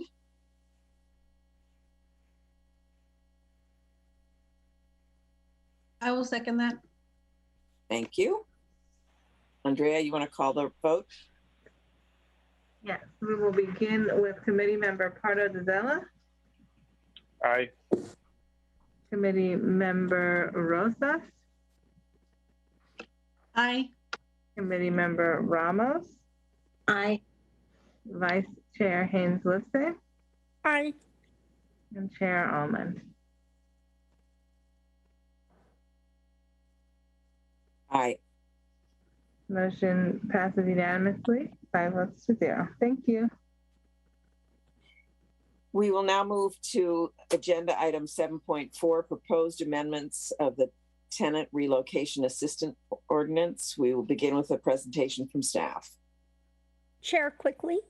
Yes. Before we move, can I suggest that we consider agendizing, potentially updating the CSFRA regulation to match this regulation of Chapter 8 that we just passed in a future meeting? Okay. Great. All right.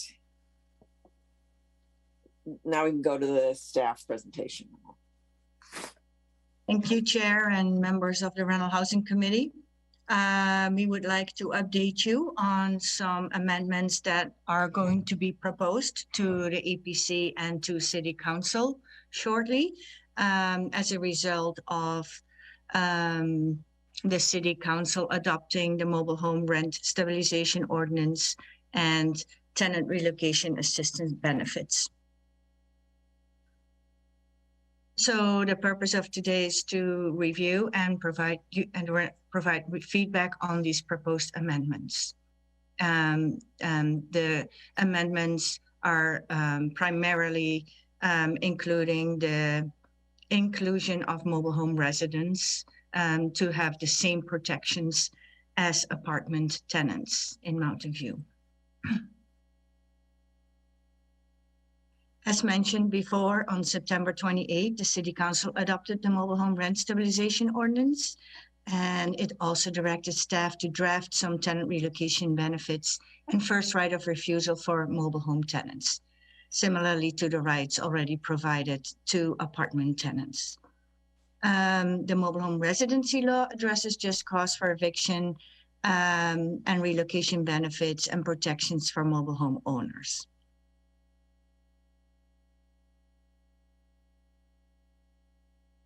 The key provisions currently of the TREO are that both units that are covered under the CSFRA and units that are not covered under the CSFRA, if there are 3 or more rental units on a parcel, are vacated within a 1-year period, are all covered under the TREO. And upon notice from a landlord, as a result of any of the following just cause terminations, such as withdrawal of the property from the rental market, demolition of the property, rehabilitation, remodeling of the building, or condo conversion.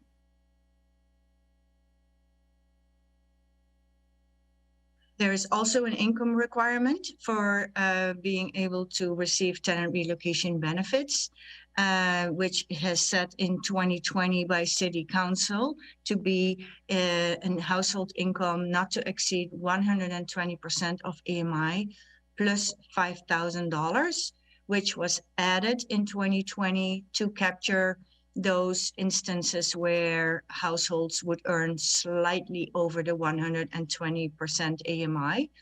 And these numbers provided on this slide are for 2021 from the HCD of Santa Clara County.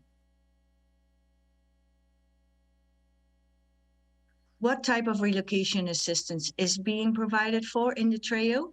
A full security deposit refund, a subscription service to a rental agency, a cash equivalent of 3 months rent based on the median monthly rent for a similar sized unit in Mountain View.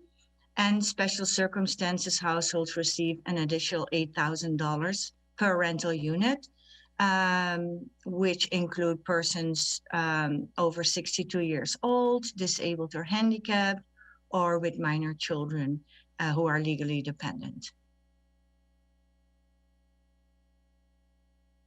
The first right of return is derived from the Alice Act, and it states that the first right of return needs to be provided if that rental unit is returned to the rental housing market after this termination due to the landlord cost terminations. So what is currently being proposed to be amended? That all these requirements and benefits of the TREO be made applicable to mobile home tenants. And where necessary, in the text of the Tenant Relocation Assistance Ordinance, mobile home tenants are added to several provisions. And for instance, the definition of a rental unit is proposed to include the rent of a mobile home in a mobile home park. And the full text of the amended TREO is added to the report to the Rental Housing Committee. So next steps would be that these proposed amendments will be submitted to the Environmental Planning Commission, who will review these amendments and provide recommendations to City Council. And then these proposed amendments and recommendations will be submitted to City Council for review and approval. So for today, we would like to just hear your feedback that we can then provide to the EPC. Any questions? Happy to answer.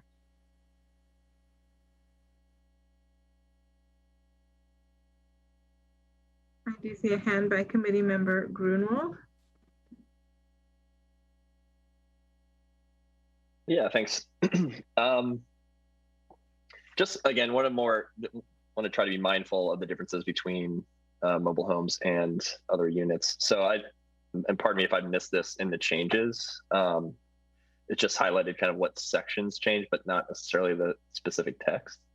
But like for right of return, if it's a space that's being rented. Okay, and sorry. something built on. Yeah. Oh, sorry, I something may be, built on that. Yeah.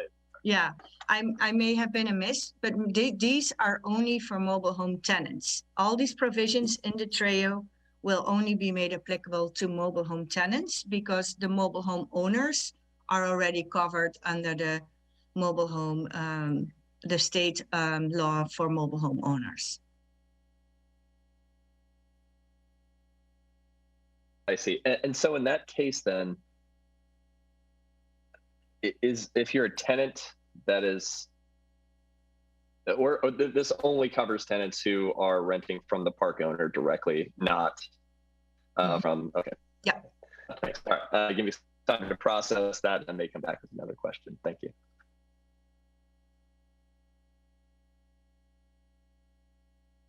Committee member Haynes-Livesay. Or sorry, Vice Chair Haynes-Livesay. I apologize. No problem. I think I saw this in here, but I'm now just asking because my brain is getting mushy and I want to confirm. The modified TREO, if it does pass, would cover mobile home tenants who are leasing from a park owner only, correct? So if and when mobile home unit owners, those who own their unit and pay space rent, if they are able to ever lease their units to other individuals, they would not be subject to TREO if they later decided to like move back in and stop renting to their tenants, right? I think they would be covered under the TREO as well. Yeah. Yes. So they would have TREO responsibilities. Yeah. Okay. Yeah. Perfect. Thank you.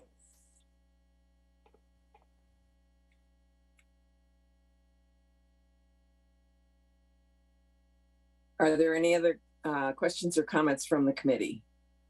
Yeah, hand by committee member Rosas. Go ahead.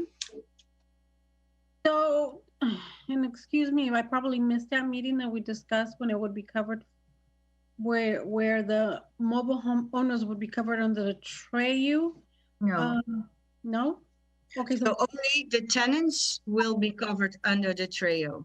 Mobile home owners already have certain rights under the state law.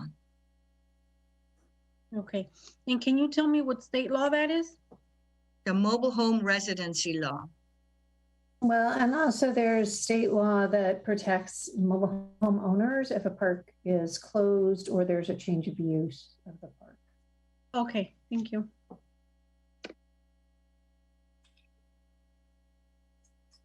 Committee member Ramos. So after listening to everyone, this essentially is just closing a gap in protections, essentially, those who rent the mobile homes. All right, just confirming that with everyone's questions. All right, thank you.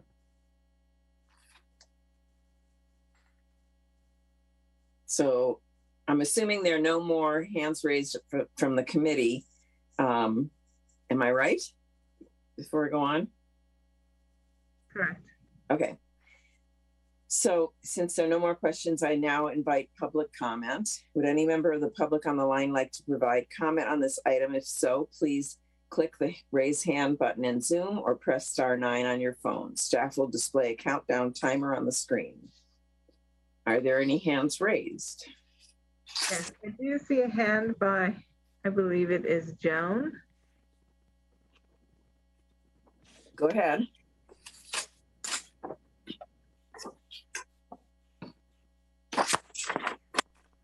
Unmute yourself.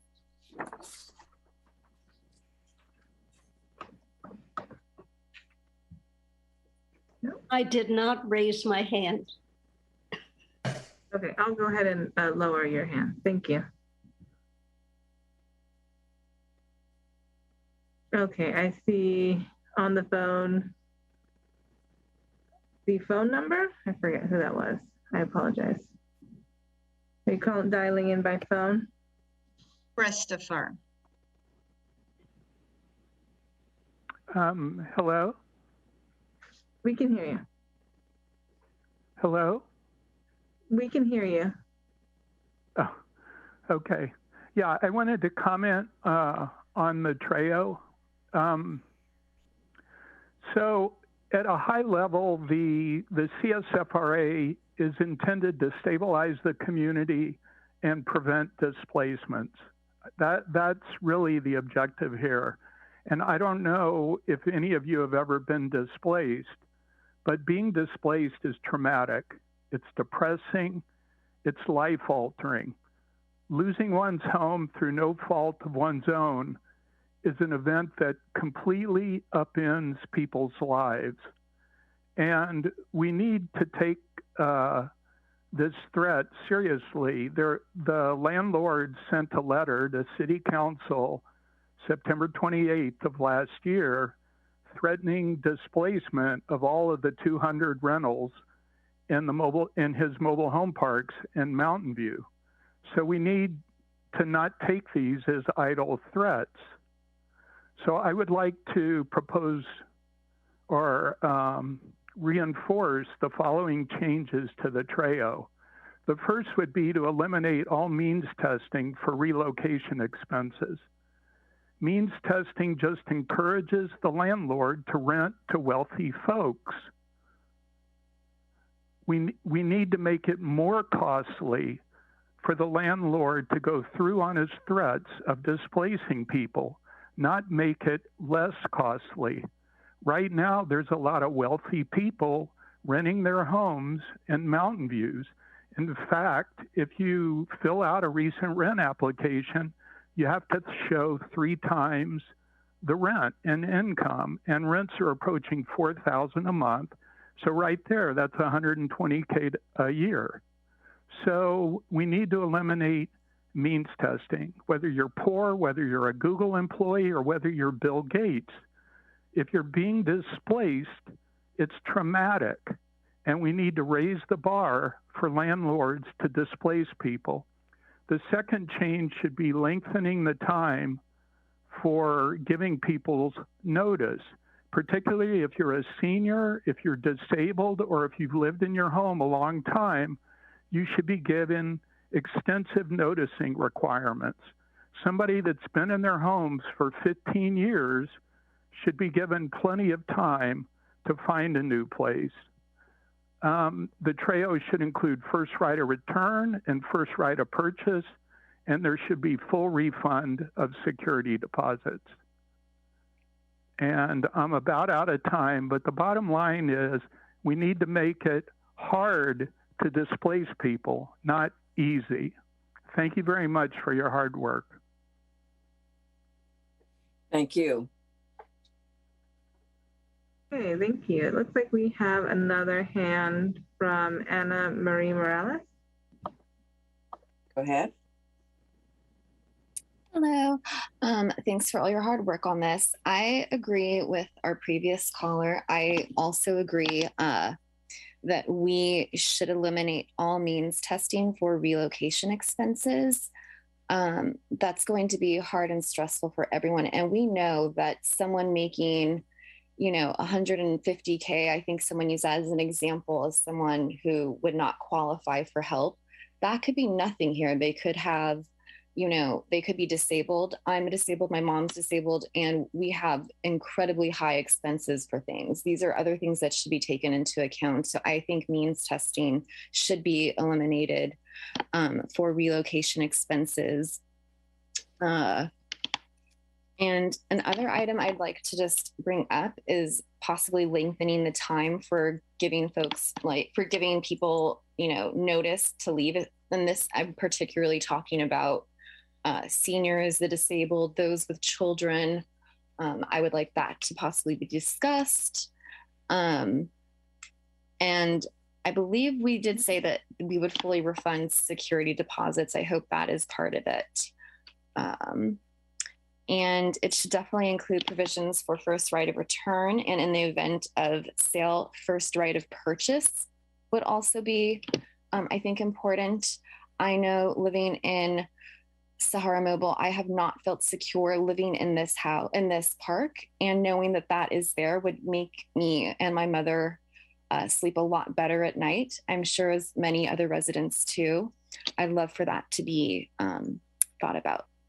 And again, thank you again for all your hard work on this and discussion and great questions. Thank you. Thank you. Are there other members of the public on the line? Yes, we have a hand from Alex. Go ahead. I just wanted to say I agree wholeheartedly with my friends, neighbors, and allies, the previous speaker. I think that the more that we can do to protect the vulnerable people in our community, the better. And that Treo is something that is necessary to help protect people in an event that otherwise would be intensely traumatic. So reducing the friction, making sure that they have what they need to cope in any way possible, please do. Thanks. Thank you. Okay, looks like we have another hand from Evie Keating. Go ahead. Thank you. So when the CSFRA was passed, there was in the language of the CSFRA a hard cutoff for that 120% was the highest income for providing relocation assistance. And I don't believe that's the case with the mobile home rent stabilization ordinance. And, you know, similar to my prior comments, if you earn $1 more over the 120%, then you shouldn't receive any relocation benefits. I would hope you would consider either lifting means testing because we don't want to encourage displacement of residents, or having two tiers that over 120% up to some level, there might be reduced relocation assistance. Thank you. Thank you. Have another hand by Tim Larson. Go ahead. Thank you. I just wanted to speak in support of the prior people down the line with their concerns. And then I also wanted to sort of bring up two issues that have been raised by some of the people on the line, and that is not wanting to create a welfare cliff or a support cliff where people get severely penalized just by being barely on one side or the other of a line of income. And then also not wanting to create incentives for landlords to be selective and sort of pricing out people from the market because they know that a household of a certain income is going to require relocation assistance. And so we don't want to force landlords into that situation at all. Those are the 2 points I'd like to raise. I'd point out I am a mobile home resident, but will not be impacted by this because, as Anki said, the MRL covers mobile home owners. So this is just being said in support of tenants in the park. Thank you. Thank you very much. Are there any more hands raised? Looks like Joan does have a comment. Okay, go ahead. Okay. One thing that I think needs to be clear is that the 120% of AMI relates to the number of people in the household. And so it's a total income of the number of people in the household. So an individual earning 120% is different from family members that total 120%, but have 8 people involved. That's number one. Number two, I'm concerned about the, well, I agree with what Edie Keating said about some kind of flexibility relative to the 120%. And I think that an issue or an item that was presented a while back in this meeting stated 120% plus $5,000. And I think that makes sense rather than perhaps having two tiers. Thank you. Are there any more questions or comments from the public? There are no more questions. Okay, then we go to committee deliberations. And are there modifications that committee members want to make to this, or do you want to go with it as is? I have questions. Can I ask questions? Of course. Okay, first and foremost, first question. I am under the impression, perhaps wrongly, that we are not actually passing this. This belongs to City Council, and at maximum, all we would be doing is providing commentary on the item that could be passed to City Council. I'm getting a nod from Anki. That's so correct. I think I am correct. Karen is confirming. Okay, so I think one of the things that I have a question about then is the AMI plus 5,000. That was already passed by City Council in 2020, correct? Yes. Okay. That is in the current trail. Yes, it's That is already in the there. current trail. Yep. So the modifications, and I sort of was in the same situation as Committee Member Greenwald, that because it was the sections with the new language and not redlined, I wasn't keeping it 100% straight. But the real modification that we're seeing here is to include the mobile home tenants, not to materially tweak anything else. Is that really what we're seeing? That was the intention of staff, because there were concerns being brought in front of the Rental Housing Committee that tenants felt unprotected. So we did our utmost to bring this back as fast as possible, which we are now doing. So without tweaking any other essential elements of the trail, we just want to include the mobile home tenants right now. So that has hopefully a faster path to have amendments approved by City Council. And the environmental planning. Yeah. Yeah. Okay, thank you. Thank you. Those were my questions. I appreciate it.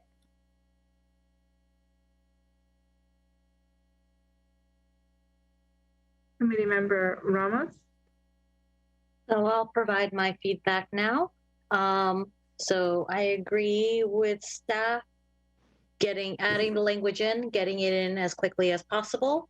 That would be wonderful. I would just like to add a small asterisk of, like, if they wanted to expand to a larger than 120%, I'm totally okay with that. Especially if they do it quickly.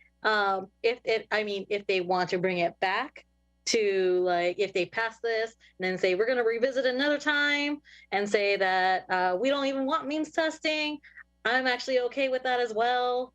So those options are there, and I'm supportive of those comments that were given by public comment. I also feel super warm-hearted that a lot of the mobile home residents,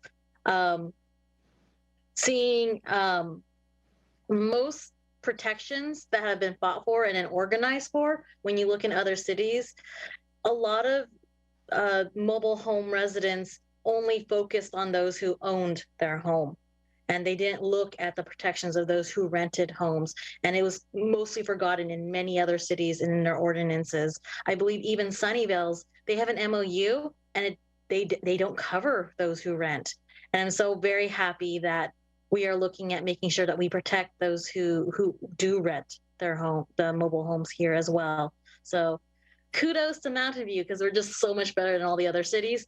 But should we want to be more creative in expanding Treo, I am not opposed to that, but a priority is getting it passed quickly. Thank you. And by Committee Member Rosas.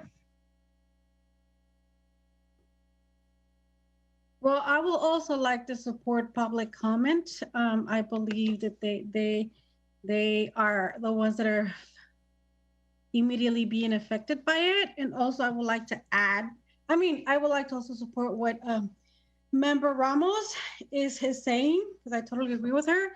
And thirdly, I would like to remind all of you one case that we had in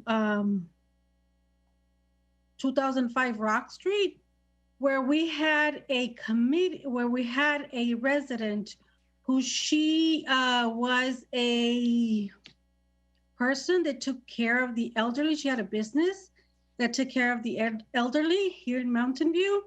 And because she was not eligible to get the TRAU, we no longer have her living in Mountain View. So for us here in Mountain View, we have a great loss, because since she doesn't live here close by us anymore, she's not serving all those elderly people that she was serving. So that's a great loss. I would like to all of you to remember that. And then on top of that, I do know that in the mobile home parks, there's a lot of nurses who are renting. There's a lot of nurses assistants.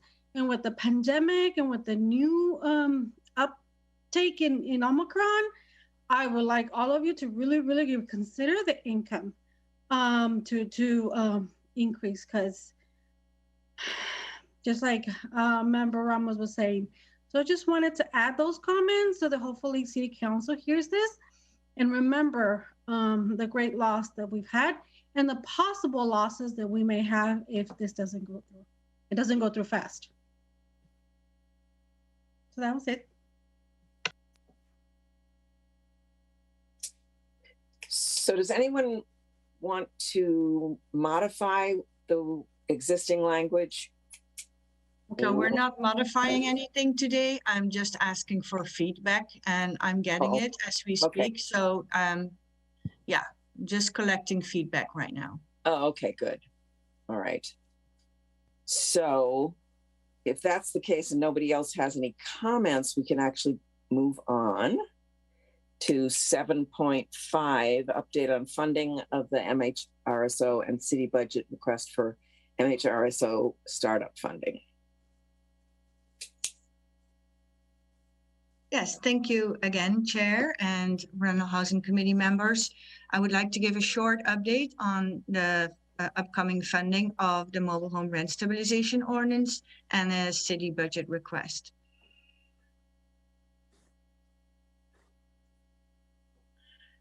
As mentioned before, the Rental Housing Committee was allotted powers and duties to implement the Mobile Home Residence Ordinance, and that would include establishing a budget for the implementation of this program, including the hiring of necessary staff and charge fees in an amount sufficient to support the budget.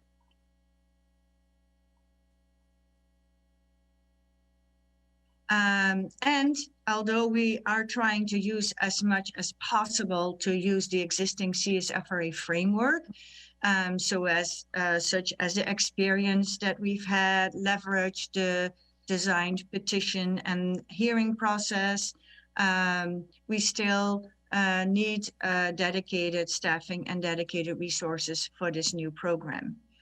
CSFRA funds are solely to be used for the CSFRA program and collected from rental housing units. So this money cannot be used for the mobile home program. And the Rental Housing Committee in a subsequent meeting needs to establish a budget and fee amount for the Mobile Home Rent Stabilization Ordinance.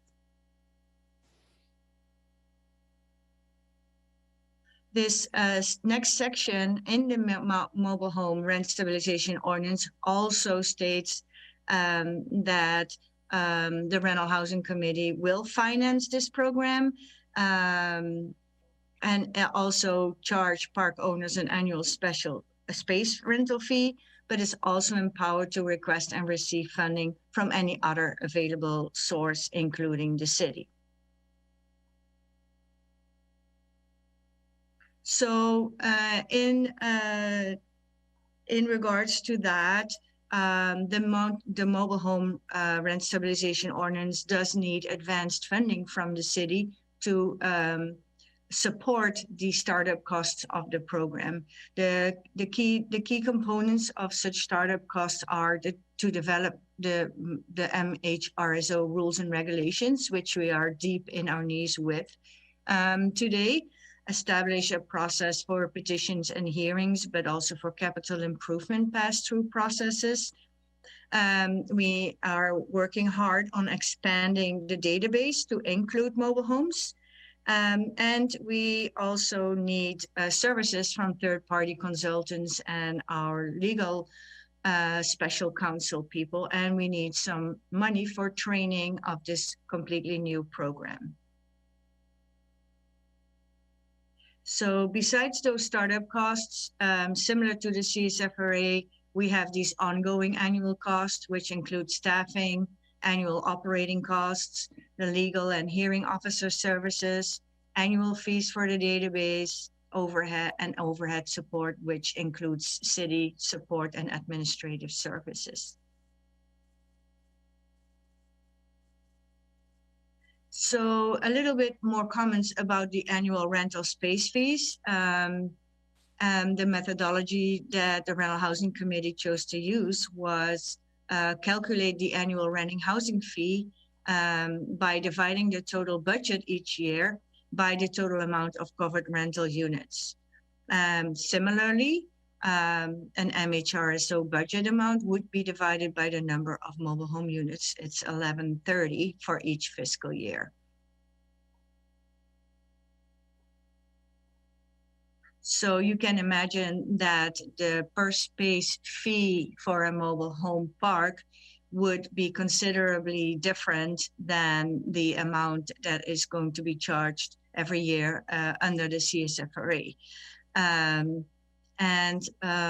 Although we probably have a much lower budget than the CSFRA, the much lower amount of space units will still make that annual per space fee higher than the CSFRA annual fee. So to mitigate these fees per space unit in the startup year, city staff has proposed to City Council to assist with startup costs, and the City Council will, in its meeting on February the 8th, take a look and decide on that request. After that, that information will then be dispersed again to the Rental Housing Committee. And if Council approves startup costs, that will help for the 21-22 fee calculation. The Rental Housing Committee can take that into account when they're going to deliberate on the budget and the subsequent fee calculations. And this includes one full-time employee and other ongoing costs as well. So next steps, as mentioned before, after the February 8th City Council meeting, we will come back to the Rental Housing Committee with whatever the City Council has decided. And that will influence the fee level, and a draft budget will be presented to the Rental Housing Committee to provide feedback, and then in subsequent meeting approve the budget and the space fees. Also noteworthy is that probably 2 months later, you will have to start discussing the budget for the fiscal year that's coming after this fiscal year. So the Rental Housing Committee will be busy with reviewing budgets and fee proposals. And that concludes that. Any questions? Happy to discuss. Oh, did I forget to mention that? Oh, that's for the next. Sorry, I'm getting confused. That's okay. Are there any questions or comments? I just want to remind Anki that we totally understand. It's almost 10 o'clock, so no worries. I hear you. That's up to the chair. I know. Okay. No, what I meant, sorry, Chair. What I meant to say was, Anki, that I understand if you're getting a little bit confused because it's already almost 10 Oh, o'clock. yeah. My bedtime. Yeah. Well, I appreciate the update, and I think minimum of one extra full-time employee is required. Does anybody have any comments or questions for Anki? I'm seeing no hands. I'm so glad. Okay, since there are no more questions, I now invite public comment. Would any member of the public on the line like to provide comment on this item? If so, please click raise hand button in Zoom or press *9 on your phone. Staff will display a countdown timer on the screen. I do see a hand. I will ask Edie Keating to unmute. Go ahead. Go ahead. Thank you. I just wanted to say that we appreciate the efforts. I'm sure I speak for many in saying we appreciate the efforts of all the rental housing staff, and we don't want any of you to burn out. So we support an additional staff person strongly. Thank you. Mm-hmm. Thank you. Any other hands raised? Yes. I will ask Joan to unmute.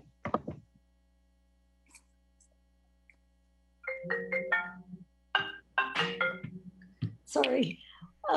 I just wanted to remind people who perhaps weren't here when CIFRA first started, but what RHC is asking from the city is exactly what RHC asked of the city when we first established a budget for RHC to cover apartments. And that was that clearly we had to have money to start the program, and the fees, which would be in the future collected from landlords, weren't in our bank account at the time. So we asked the city to forward funds needed to get started, and we would, for startup costs, and we would repay the city as the fees came in. What wasn't said in talking about these fees from the mobile home park owners was whether we were asking the city essentially for a loan or a grant. If it's going to be consistent with how CIFRA got started, it would be a loan that would be ultimately paid for by the park owners back to the city. So the initial fees would be high because they would have to cover paying back to the city and covering the costs of the program itself. That's my question.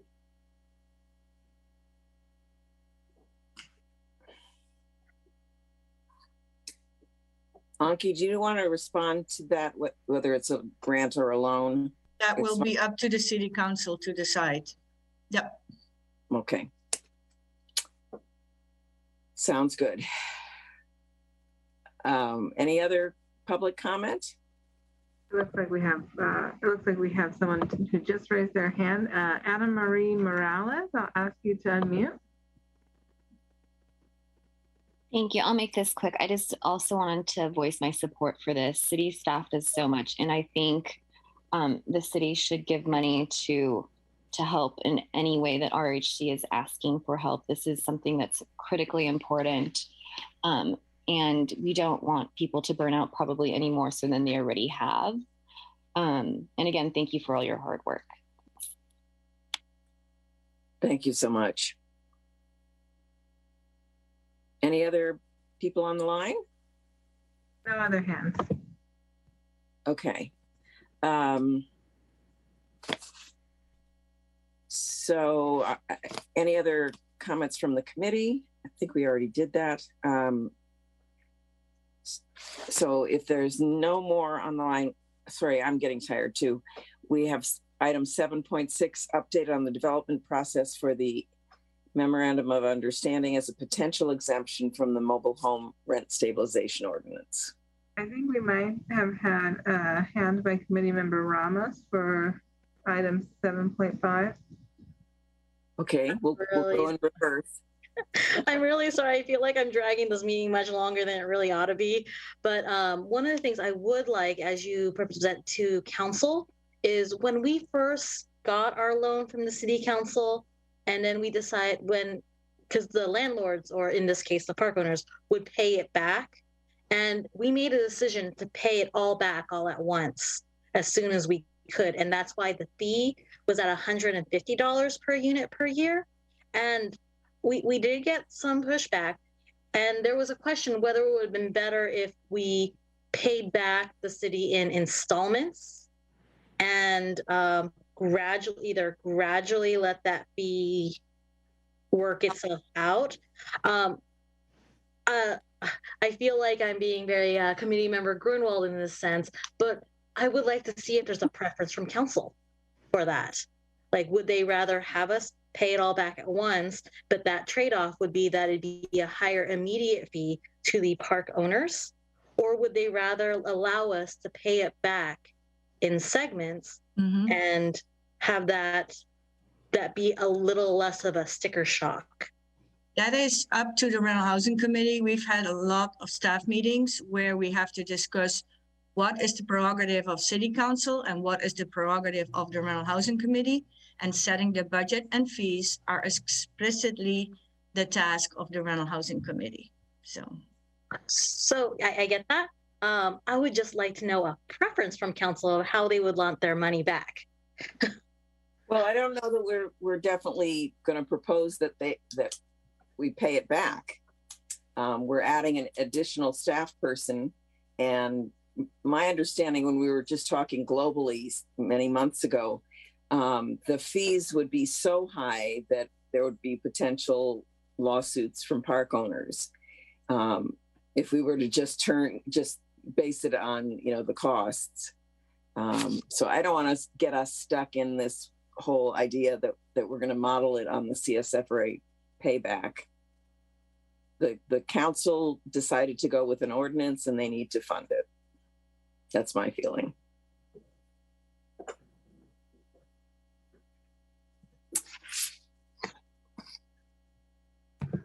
I do see a hand by committee member Grunwald. Go ahead. I think vice chair was first. Okay. I was just going to say, I think given that this is a February item and we are getting a little long on tonight's meeting, and this is just informational, perhaps we save some of the discussion around this item to February when we actually know what we might be receiving, as opposed to putting too many hypotheticals out there right now.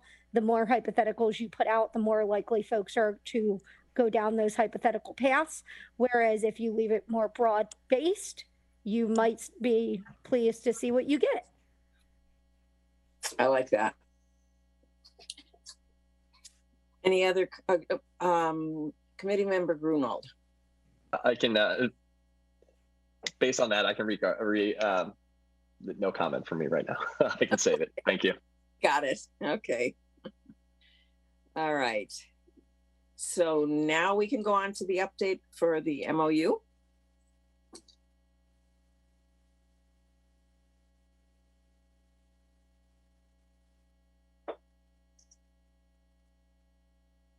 yeah, so next agenda item is an upcoming, discuss a little bit of the upcoming stakeholder meetings that have been scheduled to try to come up with an MOU development process.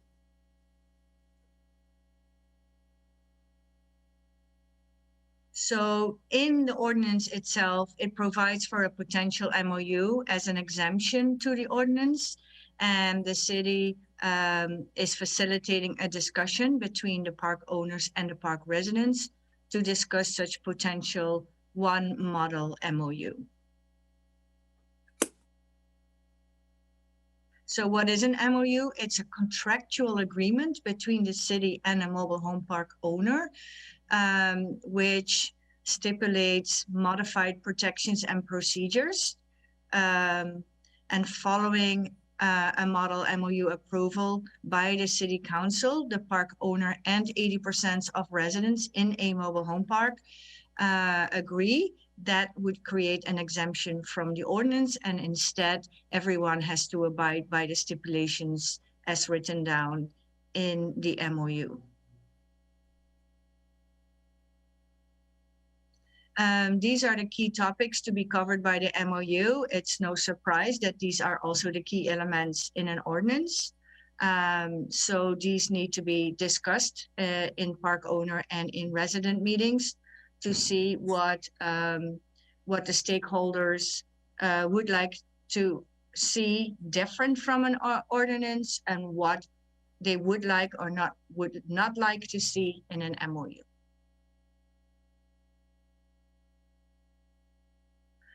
This is an overview of the meetings that have been organized.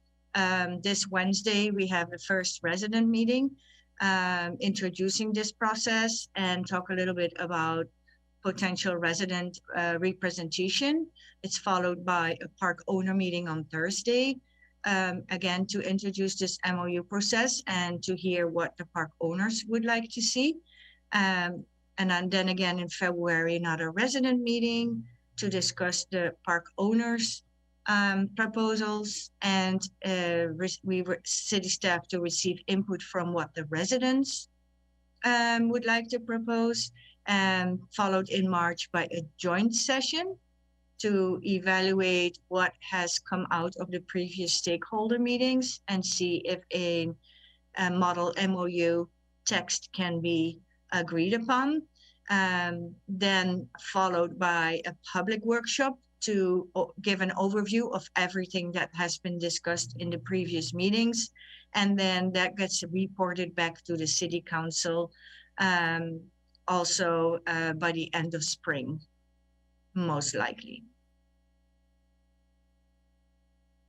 And that is the update for the MOU process development.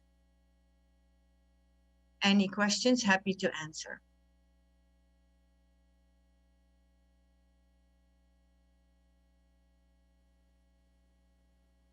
Are there any questions from the committee? I am not seeing any hands. Okay. Since there are no more questions, I now invite public comment. Would any member of the public on the line like to provide comment on this item? If so, please click the raise hand button in Zoom or press *9 on your phone. Staff will display a countdown timer on the screen. I do see a hand by Tim Larson. I'll ask you to unmute. Hi all. I just wanted to comment that this process, I'd like to thank the city for getting involved. We have heard that some draft MOU samples have been provided to residents. These were worrying. They included pass-through provisions with no limits and no buffer or hardship exemptions that could cause rent increases as high as 50% or more on some residents. And I invite the committee and staff to do their own analyses, but as you guys are considering any potential MOU that you'd have to sign off on, please do a thorough and quantitative analysis in such a way that you can make it clear to all of the residents what's going on with any modifications to what they already have in the protections under the rent stabilization ordinance. I spend most of my professional days doing business development and trying to analyze complex financial things. And I found some of the language and quantitative, finance implications in the draft MOU to be very difficult to work through. And I had to put together spreadsheets to understand, what the actual financial implications were. So I'd like the staff to help residents think through these implications. I'd also like to point out that it would behoove everyone to get as much as possible up front so that we don't spend a lot of extra time relitigating the rent stabilization ordinance. I know that just this workshop series is going to take a lot of staff time, a lot of our time. I don't see that there's really much of a path forward for many of the parks. I know that some parks have better relationships and may find common ground with some of the park owners. But as much as possible, I'd like to try to quickly find out where there might be agreement and where hard lines are drawn. So good luck in this process. It's not going to be easy. I don't envy you the problem that you have to deal with. Thank you. Thank you. Any other public comments? We do have a hand by Alice Brown. Go ahead. I'd just like to echo what Tim said. Thank you guys for taking over the process and making sure that this is going to be fair, that everyone is going to be heard, and that there's going to be a lot of organization and structure to this so that residents know what to expect, that the owners feel like they have a voice in this. I really appreciate all the leadership that you guys have been providing, which is another good reason for you to have adequate funding and staff to continue to do the excellent work. Thanks. Thank you. Anybody else? We have a hand by B. Hansen. Go ahead. I don't want to take too much time. I just wanted to tell or say to Auntie and her team how helpful this is going to be. We've been through all of the that we know a lot about the already. We're worried about it, especially considering that we are happy with our MHRSO. So we appreciate the assistance from the city on this. I think it's going to be really helpful to an understanding for residents who really experiment on this concept. So thank you very much. Thank you. And any other comment? No other comment. Okay, then I'm gonna move us on to committee staff announcements and updates. And I know we have to schedule an extra meeting for the to agree to virtual meetings. I think I'll just go over the upcoming workshops before we move on to the last item. Okay, perfect. Okay, so I think as we mentioned, we all know by now that we have moved our Eviction Help Center to virtual online hours during this Omicron explosion. So you'll see the registration website here, mountainview.gov/eviction help clinics. So we're doing these help center hours now, Thursdays through January 1st from 1 p.m. to 5 p.m. And then we'll be holding extended hours starting February 3rd from 1 p.m. to 8 p.m. And we're hoping to capture some people after they finish having dinner and after they get off of work and things like that. And so again, at these help centers, we'll be discussing and helping people with their rent relief application, helping people understand the eviction notices that they may be receiving, or if they're a landlord that they may be planning on serving. And we also help with lawyer referrals for tenants who are facing eviction. So we're also having virtual webinars and meetings at this time. So we have a couple coming up. We have eviction protections and rent relief webinars this week. So we have a landlord focused webinar on the 26th, which is Wednesday at 3 o'clock. And we have a tenant focused. I'm sorry about that, Andrea. That should say the 25th. That should be Tuesday, right? The 25th at 3 p.m. And then we have our tenant focused webinar, January 26th at 6:30 p.m. And this will be bilingual in English and Spanish. We are also having those mobile home rent stabilization stakeholder meetings this week. So we have one meeting Wednesday, January 26th at 6 p.m., which will also be bilingual. And we will be finally having a landlord registration webinar this week, also on Wednesday at 3 o'clock. And then we will also be holding one February 16th at 3 o'clock as well. So there's one this week, and then there's one on February as well. Any questions about our outreach? So the tenant-focused eviction protection is going to be held simultaneous with the stakeholder meeting?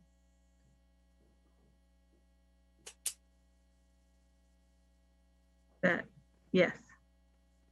So different staff are staffing those two meetings. Okay. Yes, different staff and different translation team members. We will be recording the eviction protection and rent relief webinar, and we're always happy to post that online and to provide that recording to anybody who wasn't able to make it. Great, great.